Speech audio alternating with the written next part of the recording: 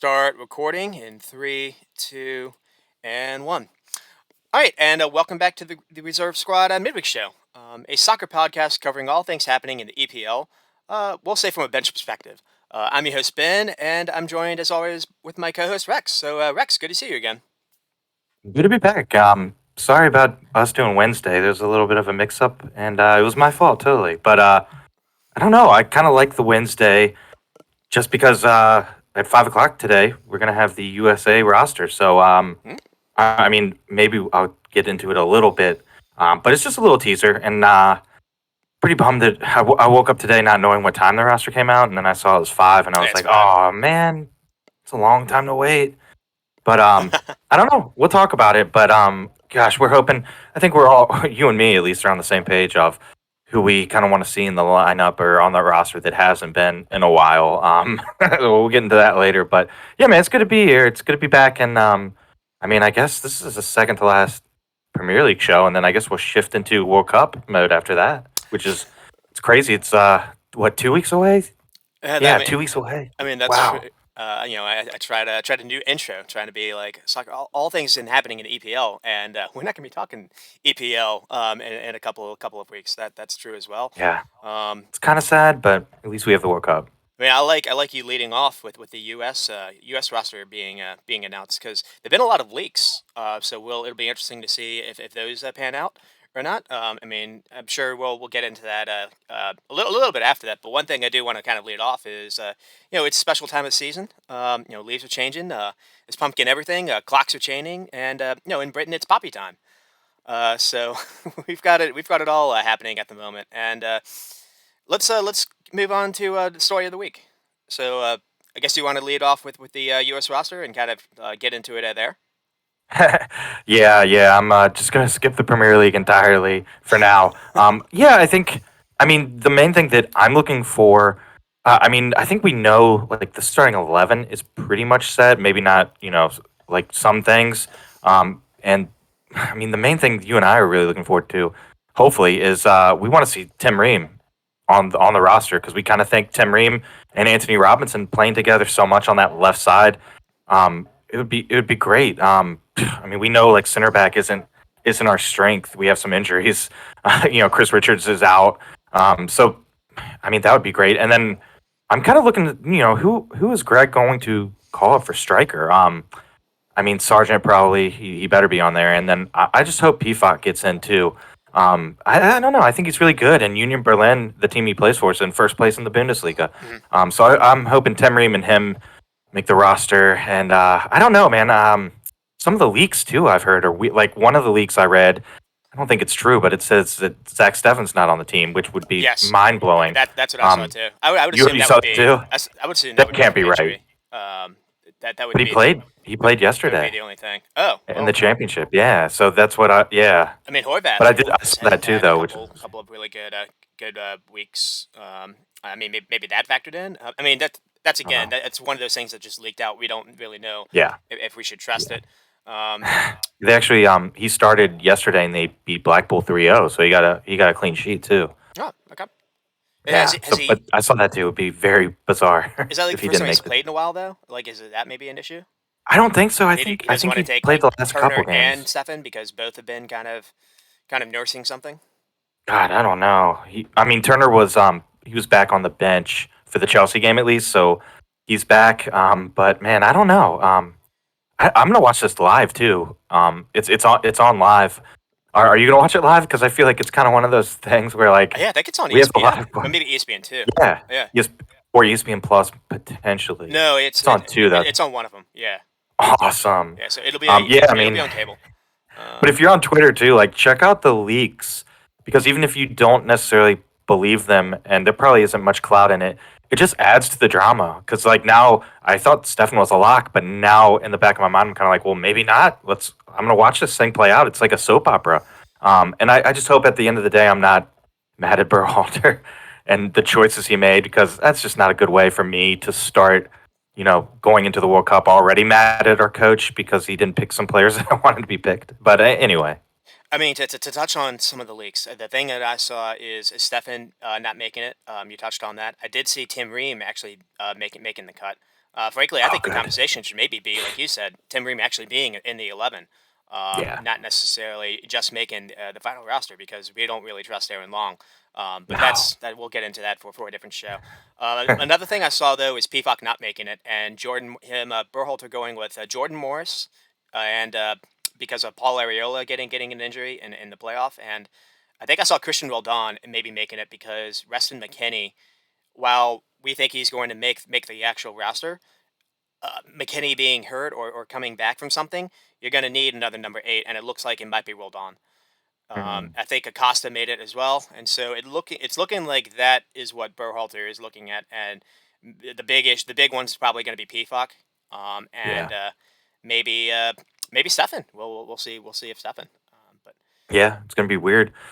Um, I don't know. I'm excited though. Like I said. I'm gonna watch it live and check out those like the leaks potentially too, and it just adds more to the drama. do you see like all the like how the way a lot of Brazilian players did it? They made it almost like the NFL draft. Yeah. I don't imagine we're gonna have something similar, but I mean that was just it was just kind of wild how much different I guess they take it as opposed to Mhm. us though. It's funny that you We are say doing it it's on like the TV. draft. Yeah, yeah, and yeah. The immediate sense that I got was it was kind of like when the teams are like watching the NCAA basketball selection show. It's kind of like that, Yeah. kind of to me. So it's funny that you say that. Yeah, but it was cool, and it was fun seeing like Neymar's reaction to some of the players. Like Martinelli got selected, and Neymar's kind of like what? So Yeah. that was cool too. I saw Anthony. Oh, Martinelli did Anthony, make it. Oh, that's good. yeah, Martinelli made it, and Yeah, Gabriel Jesus made it. Jesus, Yeah. but Gabriel Magalhaes did not. But I mean, they have a pretty solid center back core without him. Because I saw Anthony yeah, made it, Anthony, and Firmino Anthony, did not. And yeah, so Firmino did not, which is kind of weird. Because well, they were talking about he scored more goals than Martinelli this year, so people kind of that's kind of weird. But I mean, they're different kind of like playing style, I and think it was just Martinelli's I younger. think it just came down to Gabriel Jesus or Firmino, and frankly, Jesus has kind of Mm, showed for Arsenal he can play that false nine if he's asked to do that. He can maybe play make or yeah, you have Neymar that's maybe going to play as a 10, and we don't know if yeah. TJ is Ooh. gonna line it up. You have Paqueta that can do that role as well, maybe. So I think that Mhm. maybe kind of went into it a little bit, but You got Fred too. You got Fred and Casemiro together back there, mhm. and Fabinho potentially. So yeah, it's a pretty stacked team. It's going to be exciting. And we'll maybe do a little plug. I don't know if you want to necessarily do because we basically did a show a couple of weeks ago, kind of running down every team. Maybe we could do that again now that the lineups are done for a couple of teams. We could talk a little bit about Brazil in like a preview show in one of these down weeks. But we'll just kind of throw that out there. Maybe real, maybe Yeah, we won't. Um, I saw Denmark's roster too. That looked pretty good. Pretty. I I'm mean, I'm high on we know what Denmark. they did last time, but Hmm. yeah, pretty dark horsey maybe. Hmm. And France is just who's who. Like you look at the roster, everything should click. But there's a lot of players from that 2018 team that are not going to be there, and so we don't. Yeah, I saw we got a maybe lot of Rabiot injuries. making it, and Camavinga maybe being out, which kind of shocked me. So again, Yeah, that'd be weird. their whole roster hasn't been announced. I think like the 20, and then there'll be six out of the maybe 10. Kanate wasn't in the first 20. I saw. Saliba Weird. was. Um, Yeah, Saliba might be one of the starters now. We'll mhm. see. And so we'll maybe do that. We'll at least do maybe a little U.S. preview. I think we'll at least Yeah. get into that. Maybe like the whole like group preview. So Ooh. we'll kind of put that on the table. And moving away from that, I do want to get into my story of the week because this happened on Monday. So I'm actually a little glad that we had a little day to kind of settle on this because even all the speculation that happened the following Monday and even yesterday has already kind of been either discredited or debunked. But it does seem like Liverpool have put or the FSG Liverpool's owners FSG Fenway Sports Group have maybe put Liverpool on the chopping block to finally entertain offers at least to sell the club.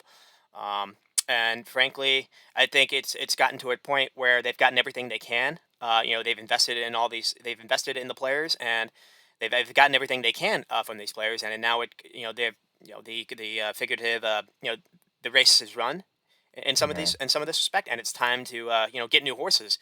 and I don't think they want to do that. With maybe recession Yeah. on the way, with interest payments, going up. They probably see now is probably the time to actually cash in if you're not going to be all in for the long term. And so I think maybe that's kind of factored in. I said a couple of weeks ago, I thought they were planning or banking in on the Super League happening, and it just didn't Mhm. necessarily materialize. And so yeah, it's looking like there might be might be new ownership, and maybe with that, more investment to finally do something in some of these transfer windows, because the way that they've done business, has been excruciating at times, and I think you're seeing the fruits of that, in at least to the start of the season, where it seemed like the legs were heavy and they just didn't have midfield options after an injury to Thiago happened, Yeah. and so that said, as far as speculation to who might be interested in, you look at what Salah, as a person, as a symbol, you imagine that would have a lot of intrigue to, at least in the Middle East. So there's speculation, a lot of speculation there. That could be the way this goes. I know that they were linked to a guy named Jim Ratcliffe, richest man in Britain. He owns Nice, but it looks like he's kind of put himself out for that. But one of these things, I'm kind of in between, because I do think this basically, you almost need to have billionaire owners that do not necessarily care about turning a profit to be competitive, frankly, Yeah. Yeah. because Unfortunately. that's just the way the trajectory of the game is going. And frankly, the player valuations for people that are like 18 or 15 and 16, like there's a guy Indo in Brazil that I think Real Madrid are quoting for like $30 million. Just smaller clubs can't do that anymore. And I Mhm. think this is only going to get worse as far as potentially getting oil owners. I frankly held the opinion that there's no good guy here. Whether it's from private equity or oil, not to get into like a political thing, but people's labor are exploited for that wealth to be created. So I don't think there's a high moral high ground there. Yeah. Whether you're getting it from oil or from people that are making their money from owning hospital chains, denying people health care. So Mm. it's just that's the way it is. I mean, it's probably it's going to come down to Middle Eastern oil holders, or frankly, like a royal family in some respects, or an American investment group. And so Yeah. which And they've those are shady sometimes too. which they've had they had with Hicks, Elliot, or Tom and Hicks. It was Hicks. It Mhm. was Hicks something in like the 2008 or whatever. Mhm. And so that's just kind of the way it's going. If they do get a new ownership in, they're going to have to invest almost immediately, because you're going to want to protect your asset. Right now, Liverpool are Yeah. valued pretty highly because they can compete in everything. All it Mhm. takes is one season finishing eighth, and then all that kind of goes away. Plus, you don't really have players. A lot of their squad is already over 30. There needs to be a serious overhaul, because you've put that off for 2 or 3 seasons. You've Yeah. gotten everything you can out of Klopp, and as we've spoken about in the past couple of years, or the past couple of episodes, is the way Klopp plays is very demanding on the legs, anyways. So I mean, that 30 is maybe more like 33 in some respects. Yeah. And Klopp pressing years. Yeah. And Yeah, but I mean, it would be a good thing. Well, I think you're right. They would immediately invest in the team and new players, which would be a good thing because, like you said, they really haven't done what they should be doing in the transfer market, which is like just replacing that midfield engine at least because of all the running and pressing. So at least new owners would immediately, you would think, would immediately invest and hopefully buy some players that Klopp wants in January. And they're in the Champions League for the round of 16 in February, well, so that can still attract they players. And didn't like you said, the owners they didn't necessarily get the best they job, didn't but get the owners might be looking at that like we can still do well in the Champions League, and the January window is open a full month before that tie begins. So huh. another reason to bring enforcements in, you'd think. I mean, immediately after this happened, all the Jude Bellingham links happened again. And frankly, I do think Jude Bellingham would improve the squad. But $100 million for one player, when you really need two or three midfielders at a minimum, at least, because you're Yeah, like 320 million would be. don't really know what Keita is doing. He's probably This is his final year anyways, so you don't know if you're going to extend him or kind of lose him. I mean, that's a guy. I mean, Oxlade-Chamberlain, I think he's on his final year of the contract. You're going to miss him. James Milner is 36, and then you have Curtis Jones and Harvey Elliott, who are young. Elliott maybe looks like he could do a job as a squad player, but again, you probably need to bring in. And Thiago is going to be a year older next year. Henderson is over 30 and showing age in every game. You're going to need to really overhaul that entire midfield. So I don't think just one signing of Bellingham, a big signing, a big splashy signing like that, is enough here. Yeah. So it's something to follow. And another thing too, with the idea that FSG are going to be selling, there's this talk that, oh, well, that means there's not going to be happening. There's not going to be any activity happening in January because they don't want to necessarily worry about that. Uh, Ooh. Frankly, the way sometimes these things take a while, like a really long time to materialize. And so, if that happens, say Liverpool don't do business in January because FSG are like, well, why should we put more money into this if we're going to give it away? Well, you're going to lose that asset if Liverpool do happen to have a really bad second half of the season. So True. I think no matter what happens, they need to invest in that January window. So we'll see if that happens. And the And valuation of the club could go down from, significantly. from now to, yeah, August or wherever. Yeah, Yeah. totally. And lastly, one thing I was kind of popping off in my head is, if it is a Dubai or Qatari like group that comes in, it'll be another club or that's owned by an entity in the Middle East. And I think, like it or not, the way Man City have been such a story in world football for the last decade, Newcastle's owners are looking to kind of do the same. PSG has kind of come up and done something similar. Again, whether we like it or not, it's almost fitting now that we are getting a Middle East World Cup because it just seems it's just the way that soccer has evolved over the last decade. Just the way the money is working. These are the clubs that are making the headlines, and so it is what it is. And Yeah. I guess we'll probably just kind of leave it on that.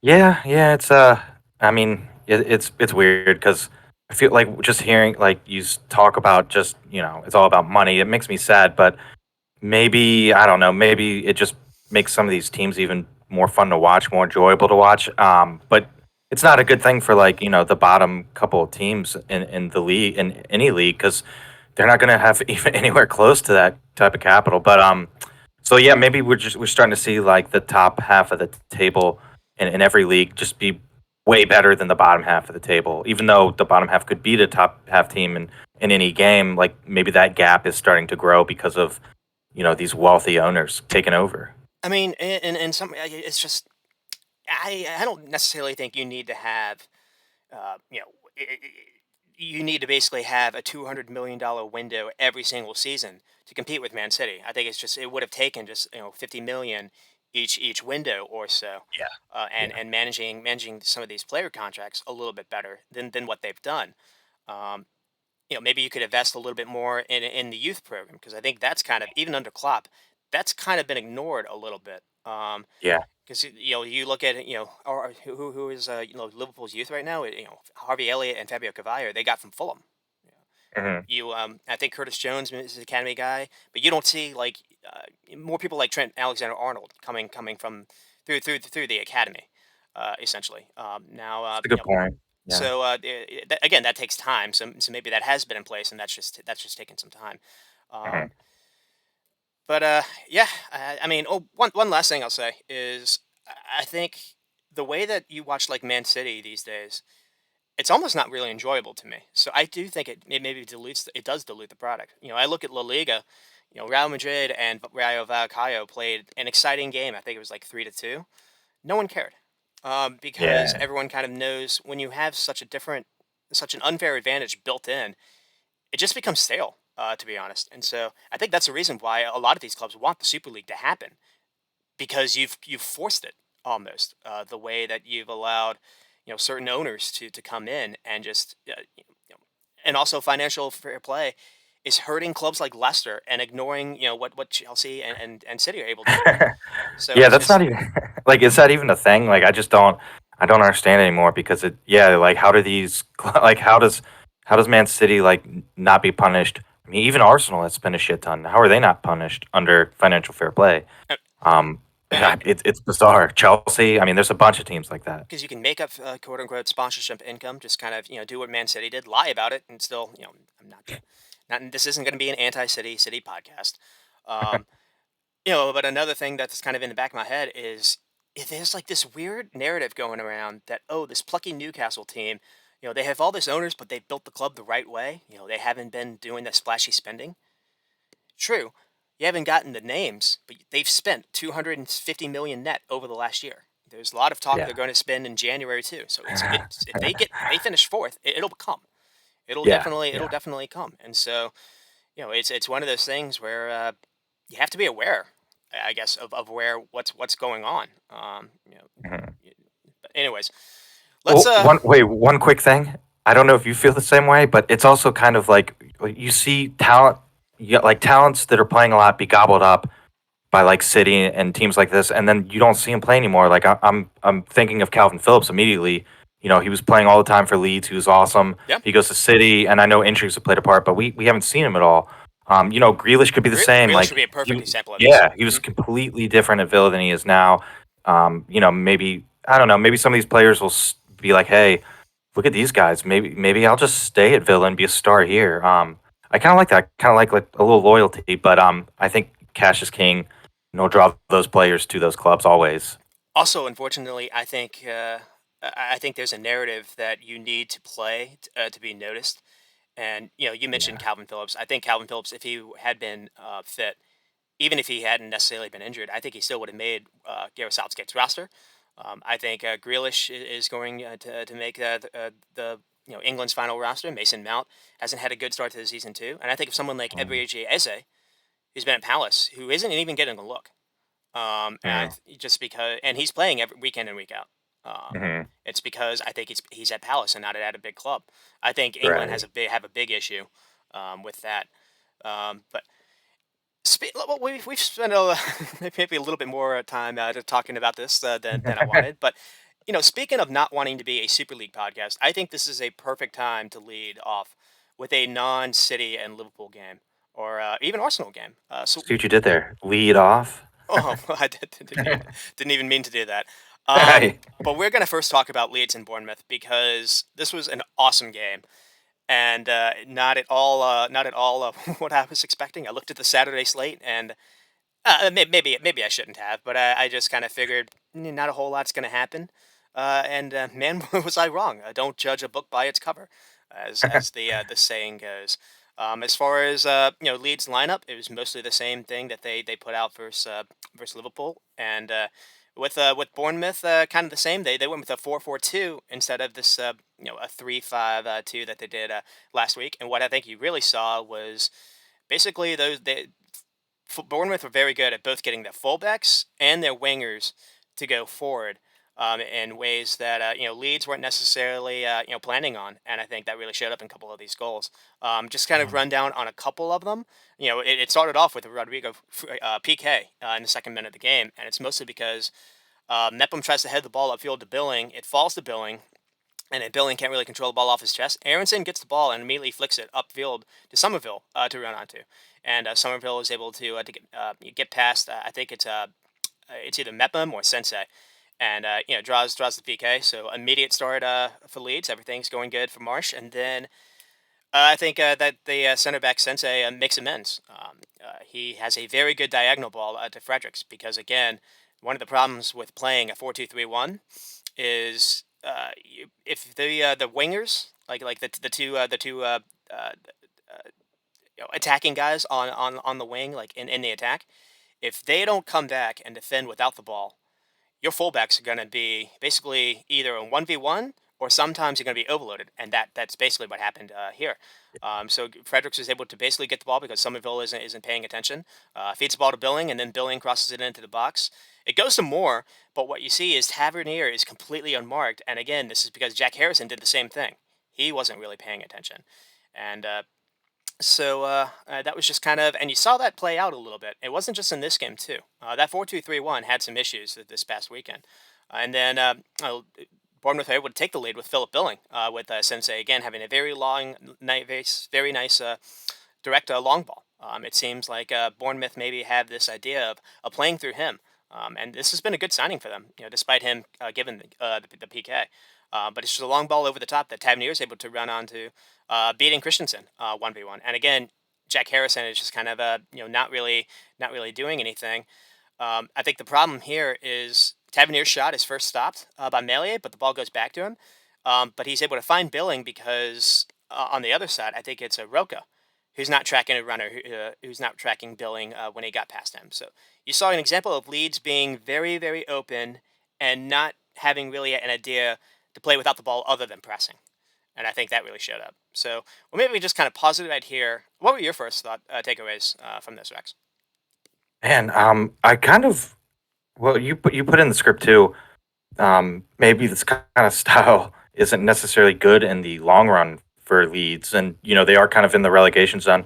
Um, like when I read that in the script, it kind of immediately made me think of the Ian Holloway Blackpool team that was in the Premier League for one season Yep. and just was scoring a ton of goals. They had Charlie Adams scoring like a ton of goals, but they kind of were the swashbuckling attackers, but gave up a lot of goals and they were entertaining and they got some like big wins against some big clubs, but in the end they were relegated.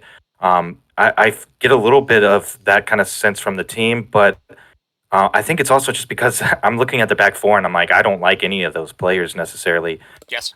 So maybe that's why. And Marsh is like, hey, let's just score a bunch of goals because we know we're going to concede a lot too.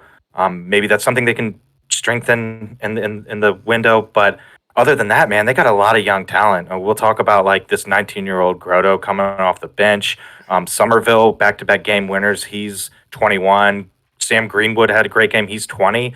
So if they can, if they can get a little bit better defenders in, this is a really young team and they're pretty talented players. Brendan I'm looking Aronson forward to this team as in the well. future. He's Aronson, not he's yeah, not and he's not out Adams of and Rocker place. Arnold, yeah, like not that many people are that old on the team per se. I just didn't mention them because compared to like the 19-year-old and 20-year-olds, they're older statesmen. But Mhm. yeah, it's a young team, and if they can kind of get some defensive signings in, and obviously stay in the Premier League, I mean, you could possibly, this team could be on the rise potentially, or at the very least, they're going to make some money selling these guys. But yeah, I've been impressed with some of the young guys, especially Somerville, and that's kind of my takeaways. If they can kind of, you know, ready the ship in the back, they could be a tough team. They're already a tough team to beat, but going into the future, maybe after January, if they get some signings, yeah, they could probably pull themselves out of the relegation zone potentially. I mean, the problem for me is again, it seems he's basically playing this 4-2-3-1 every single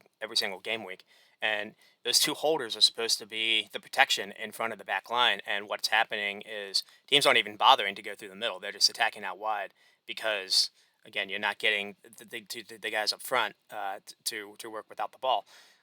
Yeah. And the reason why you stay high is you can try to counter. That's usually what the formation kind of allows for.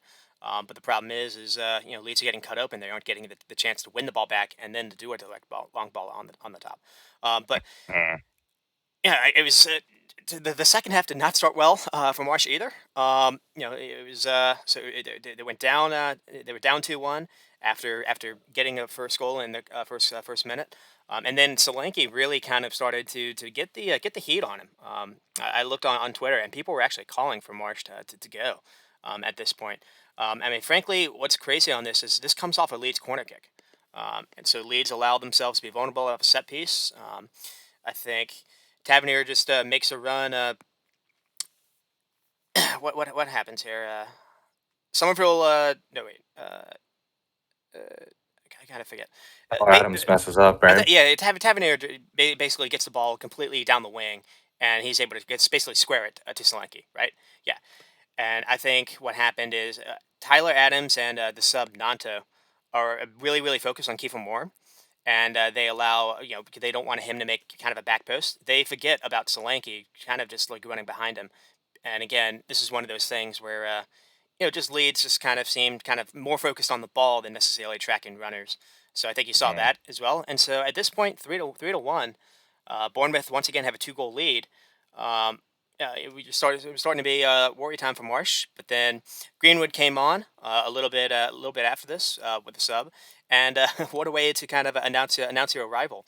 because he has a beautiful shot that goes in kind of out of nowhere. I Mhm. think what's crazy about this is Bournemouth had 9 men defending at this point, and they still allowed Leeds to kind of get the ball on a 50-50, basically outside the box. I thought this was one of the times when I paused it and I was like, they're playing scared to have Mm. that many men defending so much, because when you do like that, and you can play in a box, and sometimes that can work out for you. But what you're doing is you're allowing teams to basically play higher up on you, and if you get a long kind of rebound, it's almost like basketball, like a long 3-point shot can sometimes go over everyone that's kind of staying in the paint. I think you kind of basically saw that here. And then Liam Cooper, once again, a goal off a corner kick, which is a problem. And then, as we mentioned, Somerville basically winning it at the very end with a great play from Nanto. Nanto just kind of getting the ball in space, running, and then feeding Somerville in. A great finish by him, yeah, brave finish by him. But another thing, too, that's worth saying is this came off a Bournemouth free kick. So it's almost fitting that the second half started with Leeds getting caught up on their corner kick and not being able to defend a counter. And basically, Bournemouth, same thing happened with Bournemouth. And so, Yeah. what a crazy game. Yeah, it was a fun game. Anytime you get that many goals too, and it was the first time that Leeds at Ellen Road have come back from 2-0 since November 2000. And it was a 4-3 win over Liverpool. So same scoreline, 2000.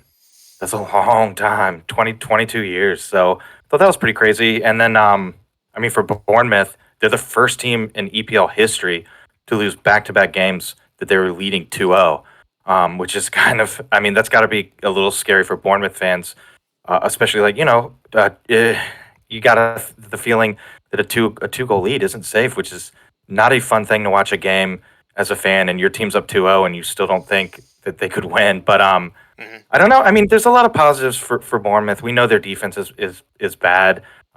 We kind of in the beginning of the year didn't know that they would really score that much. So at least they're scoring a decent amount. I mean, Tavernier had a good game.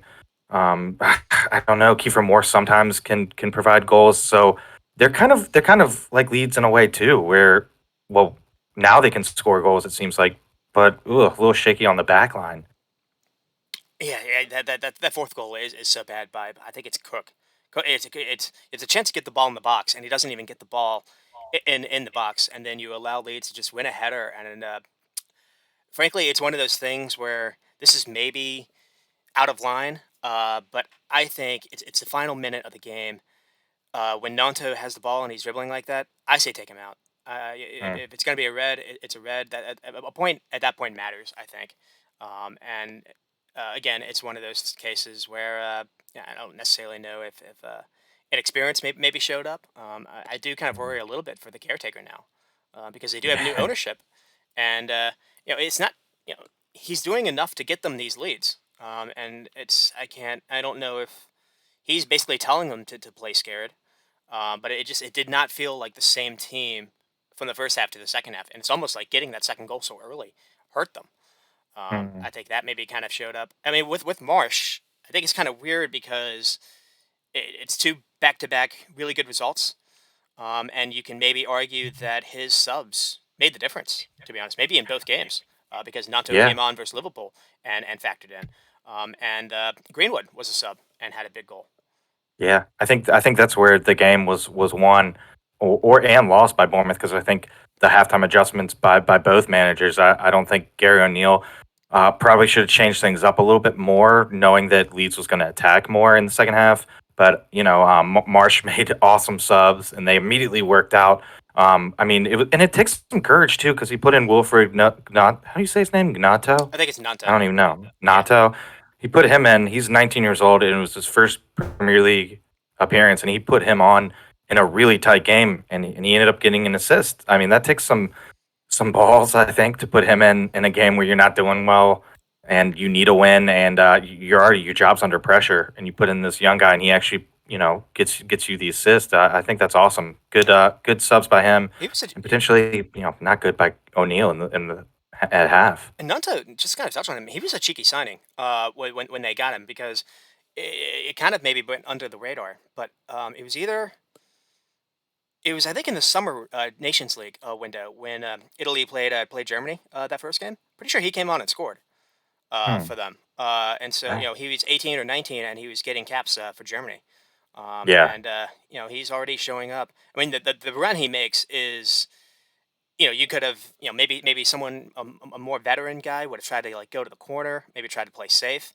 He takes two defenders on, beats them for pace, and plays a perfect through ball.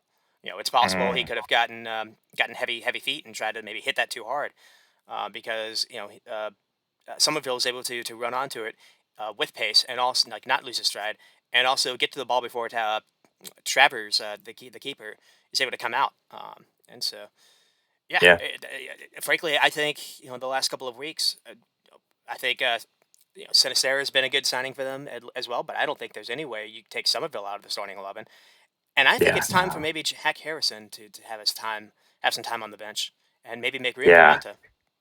Yeah. I agree. He didn't have the best game for sure, and he hasn't really been playing that well since Leeds burst onto the scene with Bielsa. So yeah, I mean, I think I kind of agree with that. Maybe he's more of a squad player, not necessarily a starter at this point. And as far as maybe the pros for Bournemouth, you mentioned Tavernier. I think that Marcos Sensei, center back, gave away the PK, but a couple really good long balls, and he's actually pretty calm on the ball. At least was trying to press him, and he was finding guys open. I think that's maybe a good signing for them. Again, this is a side that uh, everyone kind of assumed would be relegated and finished after that 9-0 Liverpool game, and they've been competitive in pretty much every game. And if blowing leads, you have having 2 goal leads, so they at least belong. They're just not seeing them out, Yeah. and that could maybe just be a lack of quality at least on the bench. Um, Hmm. I think the problem maybe for them is again new ownership. Do you want to roll the dice with a caretaker manager that's I don't think he's ever actually managed before, or do you try to bring someone new after the World Cup? That could maybe be an issue, and the fact that they haven't really made a statement.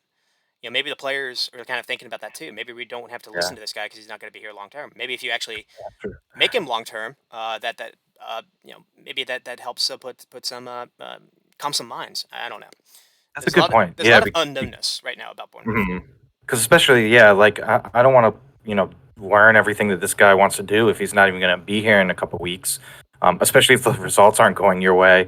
Even though I think that's more on the players because they're up 2-0 in both games. I But think so too. yeah, yeah. I mean, I agree. Like, I don't have to listen to this guy, especially with like, Villa got Emery, Wolves got Lopetegui. Like, there's some big names coming to some of these smaller clubs. So maybe they're like, hey, this Gary O'Neill's not going to be here too much longer. We don't really have to listen to him. Maybe we don't like what he does. We're not playing, like we should be playing. Yeah, maybe they're just like, we're not going to listen to him. I don't know. But the longer Southampton it goes, apparently is going to be looking for a new manager. So you need to if you're not yeah, good call. if you're going to stick with him, you need to decide now because there are some managers out there that you can maybe go grab. But if you keep waiting, you're kind of stuck. Yeah, who knows? Because that necessarily isn't that attractive of a job per se, either. But I mean, who knows? We'll see what happens. I think, Yeah, but like you said, a lot of candidates out there. Who knows what'll happen? and frankly, maybe Marsh has done enough to at least keep his job for the World Cup. So that's I mean we were worried about this. So two back-to-back wins. Yeah, we do kind of credit him for the win with making some subs. So while we don't think he necessarily set his team up the best, at least in the first half, he's kind of fixed it a little bit in the second half. So that's good to see. I mean, Yeah. we want him to succeed. Oh Um, yeah, definitely. but I And really it's a want to couple see Americans. We want them to do well. I want to see him at least show some improvement when it comes to tactics. I hate seeing the same formation every single time, and players Mhm. basically asked to do uh, the same roles because sometimes that doesn't necessarily work out, and sometimes you can get found out. Uh, you, Yeah. you Well, hopefully need to have a plan B. Noto can kind of bring some new life into there, like you said, take out Harrison, and maybe that's a new wrinkle for a little bit. But yeah, man, I kind of agree. Um, Sometimes he does just do the same things. But at least now he's getting results, I guess. Doing the same things and not getting results. That's probably you're getting fired. But at least now he's getting results, and yeah, I agree. I hope he succeeds. I hope he does really well. Especially because we got 2 Americans on the team too that are playing well. So I'm playing I don't well. know. There's a lot of potential there. A lot of young potential there. And no, Bamford was able to play this game, and they didn't really need him. So I mean, Yeah, yeah. that's maybe a story that could kind of follow. They have this guy Joe Gerhardt. I know that Leeds fans want to see more of as well. So Another young guy. He's only 20. So yep. yeah, a lot of youth there to be excited for if you're a Leeds fan for sure. And we'll move on to this wasn't maybe the most exciting game, but maybe this was the most important game of the weekend to Chelsea and Arsenal. And Arsenal do go on to win 1-0. I don't think there was really any surprise in the Arsenal 11, although it looked like Arteta maybe went with a 4-3-3. With Chelsea though, this was just a mush of bad. I mean, the back line was Azpilicueta, Chalobah, Silva, and Cucurella, with Ruben Loftus-Cheek and Jorginho as kind of the two holders, and then Sterling, Havertz, Mount, and Aubameyang. And Yeah. man, I think Aubameyang had like 8 touches all game. Um, Hmm. I mean, the goal was kind of like a freak one off from a corner kick. I think Saka's ball like basically misses everything. Havertz is supposed to kind of be the guy to clear it off the line, and he like whiffs. I think that kind of fools everyone. And Gabriel was able to just kind of get a touch at the very end. But I think the main thing here is Chelsea were very lucky not to concede on an early corner kick when the Arsenal went short. So you kind of when Party kind of had a header and missed. So you saw the warning shot. And I think another thing to maybe mention is the only reason Arsenal got this corner kick is because Gabriel Jesus was brilliant in his press. Thiago Silva had the ball, and Jesus made a run to basically cut off the pass uh, to Mendy. So Thiago Silva Yeah. had to keep the ball, and then he was able to make up the ground and get the turnover. And then basically Arsenal had an attack, and a shot was saved, and that went out. But it was just that was incredible by Jesus there. We'll maybe get into him. I'm curious what your thoughts are about it. I mean, because I feel like I ask you that every single week. He's not necessarily scoring, but he's doing so much other than scoring. He's still helping you guys a lot. Yeah, and like you said, he presses. He's he's the man that Arteta wanted leading the line. And I mean, not scoring the goals is worrisome because he should have scored at least one. He had a lot of chances. He definitely should have scored. But yeah, I mean, if Arsenal are winning games and he's still creating things, he's pressing, making turnovers, he can get assists if he's not scoring. Yeah, that's a good thing. And I think with the World Cup and he's playing, there's a potential to play out of the scoreless kind of run he's in right now because really the only thing that's lacking is the finishing. So maybe some games for Brazil, maybe he can kind of play himself out of that poor finishing form. Hmm. But everything else he's doing well. So yeah, I'm a tad bit worried at times because I like I said he really should have scored at least one in this one, and I'm just worried that will cost us. But I think there's a good chance for him to kind of play out of that poor shooting form in the World Cup. You know, maybe he's pressing too hard in terms of like It could be. I said that last week. Maybe It it's could in his be. head, the Uh-huh. finishing. But I mean, yeah, like he's pressing and he's providing assists. He's a perfect player, even if he doesn't score. But it is kind of worrisome because Nketiah behind him isn't necessarily scoring either. So after the World Cup, if he is still kind of not scoring, there's concern there for sure that like they could be in a 0-0 game and drop the points because he's in poor shooting form. But yeah, so far I think it's fine. I think he'll play out of it in the World Cup, hopefully. Frankly, I would have loved to kind of see. Well, maybe I shouldn't say that. Maybe I would love to kind of see it. I guess in a FIFA matchup or like the video game lineup with Jesus kind of just played underneath Holland because I really do see him almost like Firmino these days. Uh, Hmm. but frankly, one thing I was thinking about is the idea of a number nine is less about a position these days, and it's more about mentality, no goal. So do we have composure to finish or not? Salah and Mane, you could maybe call number nines. For Liverpool, even though they were quote unquote the wingers. Um, Hmm. Firmino was supposed to be a false nine. He was the playmaker, but he was always kind of the more selfish. He or the selfless. He was always setting people up. He wasn't necessarily the guy you wanted to be on the end of a finish. You think of Lua. Right. Lua doesn't necessarily do a whole lot of stuff. Linking up or I shouldn't necessarily say, but Lua doesn't necessarily set people up He's not with going to get a lot of assists, assists. Yeah. but he Yeah. finishes chances, and Hmm. that's why you call him a number nine. So I think maybe Hmm. Arsenal kind of dealing with some of that.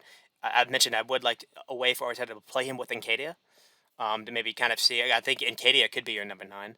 Or Mm. but that's just kind of things I was off the back of my head. I mean, this game was scrappy. To go back to the game, Yeah. Arsenal 14 shots, but only two on target. So that kind of goes to what you were talking about. And Chelsea just 5-1. Chelsea were bad, Mm. to say the least. And frankly, we mentioned it last week. We thought that it was Potter's only first loss versus Brighton. And frankly, when you just look at the lineup and you look at the way the back line played, um, you know, the wingbacks or the fullbacks were not able to get do anything in the attack. So they kept playing back.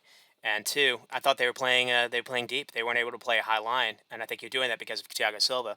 And Chalobah also seems very reactionary. He doesn't seem to, and what I mean by that is he doesn't seem to anticipate, which I think is struggling for them too. Also, when they get some of those people on the back line, Chalobah would be another example. His first thought is just to clear the ball away.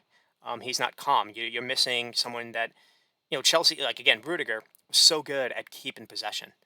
I mean, it's the best I think Arsenal's presses looked maybe all season. They were good versus Liverpool. This was unreal. Chelsea had 264 passes and 73% possession. I can't remember a Chelsea side looking that bad. Chelsea usually like with the Liverpools and Cities with the 500 plus passes a game, and so those are just kind of my first thoughts. Mm. Yeah, I mean, I agree. I'd agree with those. No, well, let's actually talk a little bit about Arsenal. I mean, how are you feeling about this? I mean, this Oh, was it's a maybe a great roadblock, win. and you're able to get by it. And Yeah. each week there's a roadblock. Each week there's someone maybe doubting on Sky Sports or whatnot, and each week Hmm. they're kind of proving the doubt is wrong. Yeah, they're actually starting to actually put together a pretty good record against, you know, traditional top four or top six teams. So, in prior years, sometimes it's like they can't beat, the Liverpools, they can't beat the Chelseas, they can't beat the Tottenhams, and it looks like they can kind of do that this year. Still don't know if they can beat City head to head, but yeah, I mean, it's always a good thing too to get a clean sheet. They got the most clean sheets in the league. They're also the only side in the Premier League to have scored a goal in every Premier League game Hmm. this season, which is it's pretty big. But it's another 1-0 win. A lot of shots, only two on target. Yeah, I'm worried every week that sometimes when we don't score that much, these are the kind of game like if we have 14 shots, only two on target against City, I don't think we're going to win that game. So, Mhm. it's a lot of good play. The defense is doing great, but I still just like you asked me in the script if I feel like waking when I wake up that they're going to win every game. I am more worried now than ever before. I guess because there's so much pressure. City win, they have to win to get back on top of the league because City's playing on Saturdays, we're playing on Sundays. I don't know. I'm just more worried about the team than ever before, even though they are doing well. And I don't really know what that is. I guess it's just the pressure that they're in first, and in my opinion, a better team is breathing down their neck. Because City just have more quality, top to bottom. Arsenal's they kind of backup players. They kind of struggled in some of these Europa games, so like I don't know if they're necessarily ready either. And then Jesus not scoring. A little worried about that. I don't know. Just we'll see. I just want them to be in first place come the World Cup, and then maybe we can kind of regroup and hopefully no one gets hurt, and we can kind of go from there. But yeah, I don't know. I'm more worried about every game now, and more so when they're playing like a bad team because Mhm. I Yeah. just feel like every game's like a banana skin for them. I mean, frankly, when I look at this, I think Southampton had a really good, I think, blueprint. Four to block. Maybe try to hope Arsenal miss their chances, and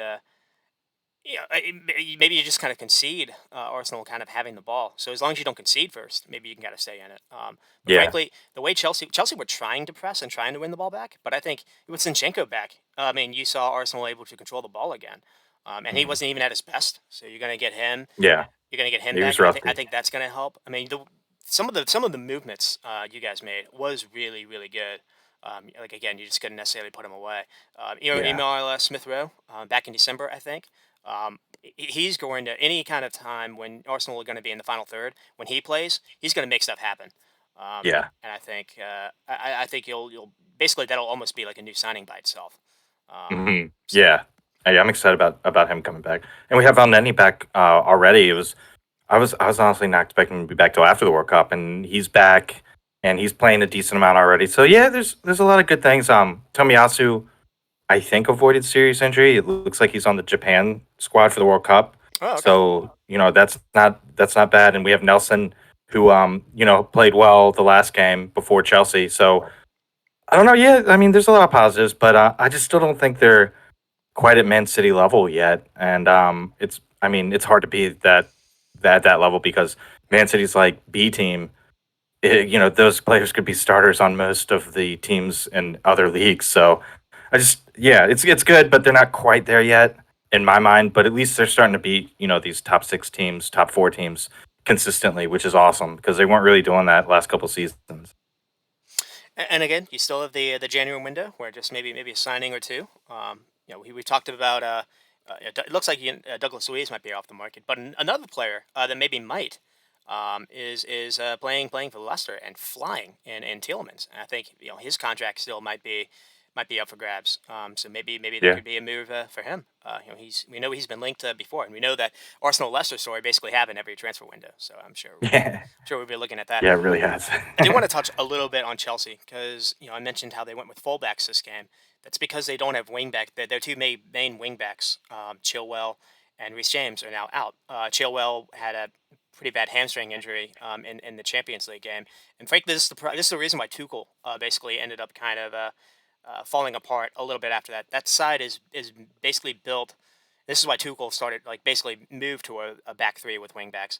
Is the midfield isn't necessarily good enough to progress with the ball, and so a lot of progression has to come and attack has to come through the wingbacks. And they weren't able to get anything from the wide players. And another problem too with the fullbacks kind of staying back is anytime Arsenal got the ball, Saka or Martinelli had a free run. They were just able to kind of go and get the ball in the final third without any kind of pressure, and basically start from there. I think you saw that a lot, and so right now, Potter has some issues. I don't really necessarily think it's on him. Just Yeah. the way the squad is kind of built.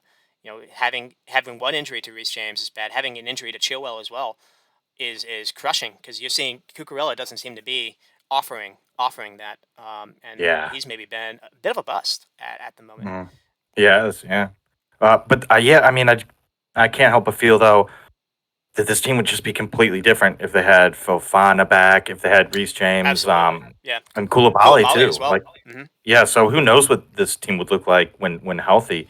But yeah, like I think it all started when James got hurt. I think when he got hurt, it all kind of started to fall apart a little bit. And that happened last And year, basically last yeah, December, when yeah. Chelsea was right there with Man City and Liverpool at the start of last season, and then it was either Chilwell or it might have been Chilwell first, but Chilwell and Reece James got injured in November and December, and the same thing happened. Just Chelsea completely Mm. fell apart. Another Yeah, thing and you'd too think is Cucurella would be good, but he hasn't played well at all. Ruben Loftus-Cheek is not good enough in midfield. I think Jorginho needs someone next to him. Kanate hasn't been able to play for them, so they're missing that. Kovacic hasn't necessarily been his best after recovering from injury. One guy I saw in the Champions League game was Dennis Zakaria, who looked very good. He even scored Yeah. on his debut, and he Oh got hurt yeah. after like 7 8 minutes. So I think you're right to still, if you're like, I would say an investor or whatever, but if you're like buying stock in a team that has underperformed so bad that it maybe be a threat in come February in Champions League, I think it could still be Chelsea. Hmm. Um, I mean, they because still like have some talented players. Like Conor Gallagher isn't starting, and he's coming off the bench. Broja sometimes is their best striking option, and he doesn't play all the time. You still have Pulisic on the bench. Yeah, so like if they get healthy, Koulibaly was back on the bench for this Arsenal game too. So they get Fafana back, they get James back, they get Chilwell back. Um, this is a completely different team, but yep. I mean, I'm glad that we're taking advantage of the bad play by Chelsea so far because I do think Mhm. they'll rebound, probably in January, February because they're gonna have like 2 months off of the Premier League. It just kind of changes everything. It's very weird. You just don't know what's gonna happen after the World Cup. And as an Arsenal supporter, I do feel like I got to ask this because it had to. I mean, what was it like to actually see Aubameyang, in a blue shirt? I think he tweeted something about uh, he tweeted something basically about remember like about London, and then when Gabriel after he scored, he like London. Remember London is red, kind of like touching back on that. But it was just so weird. I look at the touches. Jesus had 62. Aubameyang had 8, and it's like just kind of get my thought out there. Arteta's decision to shut him out and to go for someone different, basically, he saw that he needed someone that would run without the ball to do the things that Jesus is doing, like the pressing, like the Mhm. linking up and the hold up play. It's just he didn't necessarily just want someone that would just demand the ball in the box and to try to put away chances. That decision is aged really good, right? Yeah, it has. And one thing that I was reading, it was an interview with El Neni, and he was basically saying that himself and the other players on the team were like, "Whoa, if this can kind of happen to Aubameyang, the captain, then this can happen to any of us. We really gotta like tie everything down and get our shit together." That's a great point. And it yeah, and it worked. And then I don't know. You watched some of the Arsenal all or nothing, right? Like half of it, probably. Yeah, it seemed like he was maybe a distraction.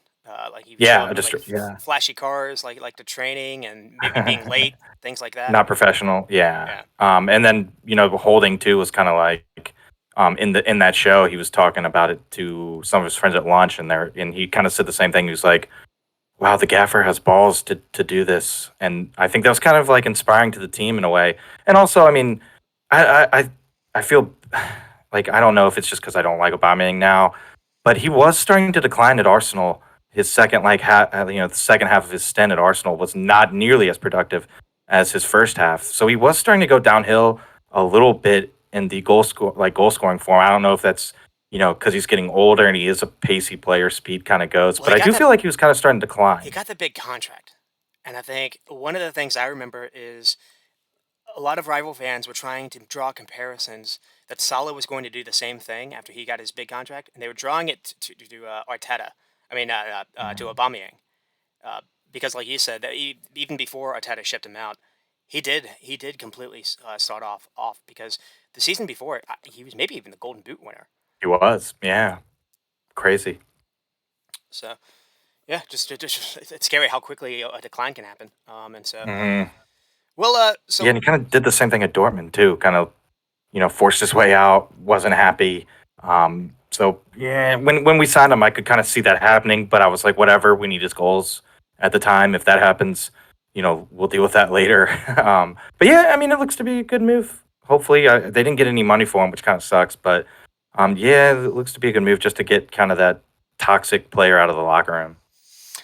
and I think you guys because it was a tight game, but I think you guys because you guys won 1-0. You don't have to do that weird playoff in Europa. And so Yeah, things are looking pretty bright still. yeah, we'll see. I just want us to, get through the World Cup without any. Because it was kind of weird because I kind of didn't want Martinelli and Jesus to make the World Cup squad because so they could kind of just like rest and not be at risk of getting hurt. So that was kind of weird. But yeah, yeah, like we'll see what happens. I just hope no one gets hurt in the World Cup. And so, it was almost a perfect week for Arsenal, except for what happened in the last minute of this next game. And we'll talk Mm. about Man City and Fulham. This game does end 2-1. Frankly, this was we're gonna get into it. This is probably the I can't remember. This is the most unique game I can maybe recall, at least in the Premier League. I'm trying to think back. There was one time when like Lewis scored a hat trick in the Bundesliga when they went down basically to 10 men. I can't really recall a team dominating this much down a man. And so that's maybe the kind of way to lead off. I mean, it starts off with a very nice goal by Alvarez. Unfortunately, he kind of makes a run that beats Ten Ream. It's a very good finish. Um, Second time in the week that Alvarez has scored. He scored in the Champions League as well. Then Pereira was able to get a PK off basically Harry Wilson, kind of just making a run in behind Casello, and Casello kind of losing his head. I think Ederson's maybe even there to stop that. I don't think Wilson maybe has a bad touch, but again, things happen in such moments. It is what it is. Um, Cancelo can maybe try to because he does actually like brush him over pretty hard. Trent Alexander-Arnold has something similar for Spurs, but it was more kind of a he didn't like use his shoulder necessarily. It was more of his hand motion. but that could have been Mhm. called as well. I don't necessarily know if that would have been a red, but to see the red card called and then upheld, usually you don't see these things happen for City. So that was kind of unique. True. And then, Yeah. unfortunately, what happened after that, you do normally see what happened with City. I think Kevin De Mhm. Bruyne completely fools the ref in buying a bad PK. Robinson is at fault. Robinson shouldn't get spinned by De Bruyne, so it's a good turn by him. But frankly, it's annoying because it's very similar to what Bernardo Silva did a couple weeks ago versus Brighton, where it's more of a kind of sticking your foot out and just kind of looking for the contact and then going down. And basically, the ref, I don't say the ref association, but the ref organization, whatever, maybe the FA, has said that incidental contact isn't enough to necessarily. It's not a foul. That shouldn't be called. And unfortunately, couple weeks in a row that City, or a couple of weeks in close succession, have benefited City, and this kind of crap matters. I'm thinking about Mhm. last year, with Liverpool and City kind of coming down to the wire. I remember them getting there wasn't a, PK called on Rodri after like a Mhm. blatant handball versus Everton, and I remember there were a couple other just like shady moments that City were able to kind of get away with, and so Yeah. unfortunately this stuff kind of matters. And you think had City dropped points maybe before the World Cup, maybe they get into a funk. They haven't necessarily been Mhm. playing well in the Champions League, and unfortunately, kind of the opposite happens. They have to be super lifted by this. Yeah. And I feel like I don't blame Kevin De Bruyne for going down, because like No, that that that PK does get called, and it's up to the refs to kind of like stop it. Because as a exactly. player, we're tied, we need points. Like they're super competitive. If I feel contact of even just a little bit in the box and I go down and there's a chance for a PK, like I'm gonna do it, and it seems to be rewarded. So until the refs stop calling it, players are gonna continue to go down with minimal contact in the box, just trying to buy that PK. And maybe a little bit of KDB's like reputation kind of precedes him here too, because he's such a good dribbler. Maybe the refs are like, he gets hacked a lot. I don't, some maybe there's something in the ref's mind too, where it's like, well, he's such a good dribbler with the ball. He'll probably move the ball out of the way and dodge a tackle and get kicked or something. I So mean, Robinson maybe does that plays catch in him. the I mind. mean, so I mean, Yeah, there is it that, was contact. and he shouldn't do that Yeah, because, frankly, Kevin De Bruyne is turning away from him. There's another Fulham defender right there. I mean, maybe Robinson doesn't know. Again, it's like it's the last minute. You're desperate. You're tired, and it just sucks because we've kind of talked about how both have been good for Fulham at least this season. Tim Ream and Robinson are responsible for both goals that City score. Um, yeah, I don't know whether to like praise City or just really trash Fulham. I think you should be mad about both the PK and the way Fulham played. Up, man, I can't. yeah, The stats are absolutely bonkers. I mean, XG was over 2 for City, not even 1 for Fulham. But the shots were 16-5, and Fulham were 4-2. Possession was 71% for City, and basically, the City are going to have passes. That is what it is. But Fulham could not get City to turn over. It almost seemed they were scared. yeah. Uh, They kind of sat back. I don't think Fulham were dog. I don't want to say dog shit. Fulham were bad. I don't think Liverpool. I don't think another team would have been able to do this though. The way that Kevin De Bruyne, Bernardo Silva, Gundogan, Rodri almost played total football. They didn't have positions. John Stones was playing in midfield, playing in striker. They didn't have positions that second half, and Fulham just were not able to keep the ball. City were very good. Just whoever had the ball was very good at finding space and keeping it and passing it to teammates. It was stunning, and they were able to attack that way. They were able to get numbers forward. They were able to play a high line. I remember Kanji kind of getting Kanji was up in the final third, Yeah. winning a tackle, and that Foden almost scored on that. The So weird thing too is like when I look at the back four, like it's almost it's almost like the perfect situation for one of like for Ken Shell to get the red, because you kind of have three center backs in there already. yes, So you could kind of it's a play good with a point. back It's a three really good once point. Cancelo left, because you have Stones, Akanji, and Ake. And Akanji and Ake play full too, so you have some options at least when Cancelo goes out. And yeah, I was disappointed with Fulham, dude. They just kind of sat back, maybe happy with getting a point, and they had the lead too at a time. So yeah, I don't know. That I was definitely disappointed with the result and the PK call for sure. I was not happy about that. But yeah, I mean, it just seems kind of like the rich get richer in this situation, unfortunately. So when you talked about you were worried about like all this money coming in and making the league kind of boring. Man City have been able to basically spend 100 plus million every single window. Their back line costs 500 something $1 billion. They're able to just replenish the squad every single window, and yeah, they have a bench that just other teams don't necessarily have. Eh, they're still maybe kind of weak a little bit, for wing positions. But anyways, Yeah. that's just on their fault. That's not, they could have done that with the spending. But I Hmm. think it's stuff like this where it's like this isn't fun. I mean, this is it can again, you don't know whether to praise them or to trash the opponent, but it's just this doesn't feel like this should happen, and I think that's worrying Mm. Yeah. because Uh, we don't think. I mean, maybe Fulham does happen to be a relegation side, and they've just had a really good start to the season. They didn't have Mitrovic. I don't know if they just completely felt useless without him. They didn't have any kind of faith in. They played, I think, Vinicius instead. They didn't have any yeah. faith in him kind of keeping the ball. It didn't seem like Andre Silva kind of changed tactics. He kind of went with the same 4-2-3-1 the entire game. Maybe you could have tried to, Yeah. play with wingbacks and try to maybe, or maybe to try to counter a little bit. And you didn't see any of that either. Like Fulham had, okay, City have 70% of the ball. That means Fulham have 30%. You still have a chance to at least go upfield and do something. And just there Yeah. was none of that. There was no desire. It was bad. Yeah, you think they would have countered them well and, at least taken some of the game to them because, yeah, like it wasn't even like City was down a man and they probably weren't even tired from being a man down because they had so much of the possession that, they're just passing the ball around. They don't have to run and chase.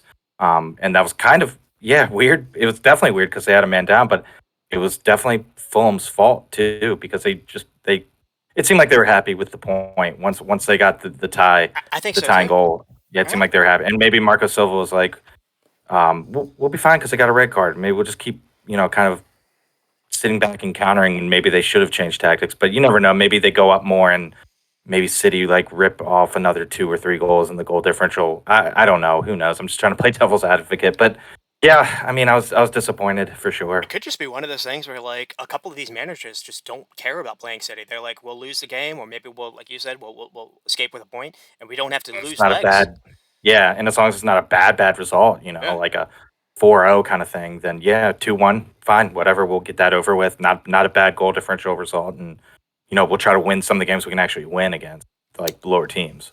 And so we'll move on to Liverpool and Spurs. This one, happily, from my perspective, does end 2-1. Liverpool's formation was a little different again. It looks like Klopp's kind of sticking with this 4-4-2 diamond, or really a 4-1-2-1, basically two, with Salah and Darwin kind of playing as the two strikers. Firmino a little underneath. Fabinho's kind of isolated within himself, and there's been some issues with that. But frankly, I think the guy for me to talk about is Kanate. Kanate he changes at least how vulnerable Liverpool are on the right side with Trent, because Trent was not good in this game as well, at least defensively. And Kanate is also like really quickly to like get on a defender. So like Harry Kane was dropping deep and trying to turn. Maybe he was beating Fabinho. Kanate was on him the entire time, on his shoulder.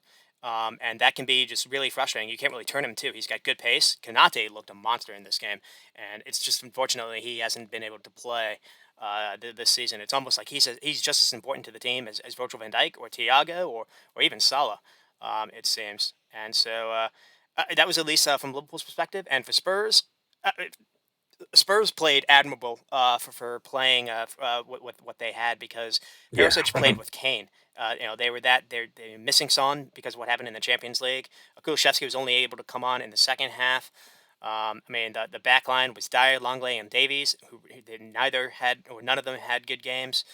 And the wing backs were Eddie Royal, Emil Royal, and Sessegnon. And Sessegnon actually had a relatively good game, but Royal did not at all. And you saw once Kulusevski was able to come on, and you're able to push Perisic back to wing back, and I think Dowdy came on in the second half, and he was better as well.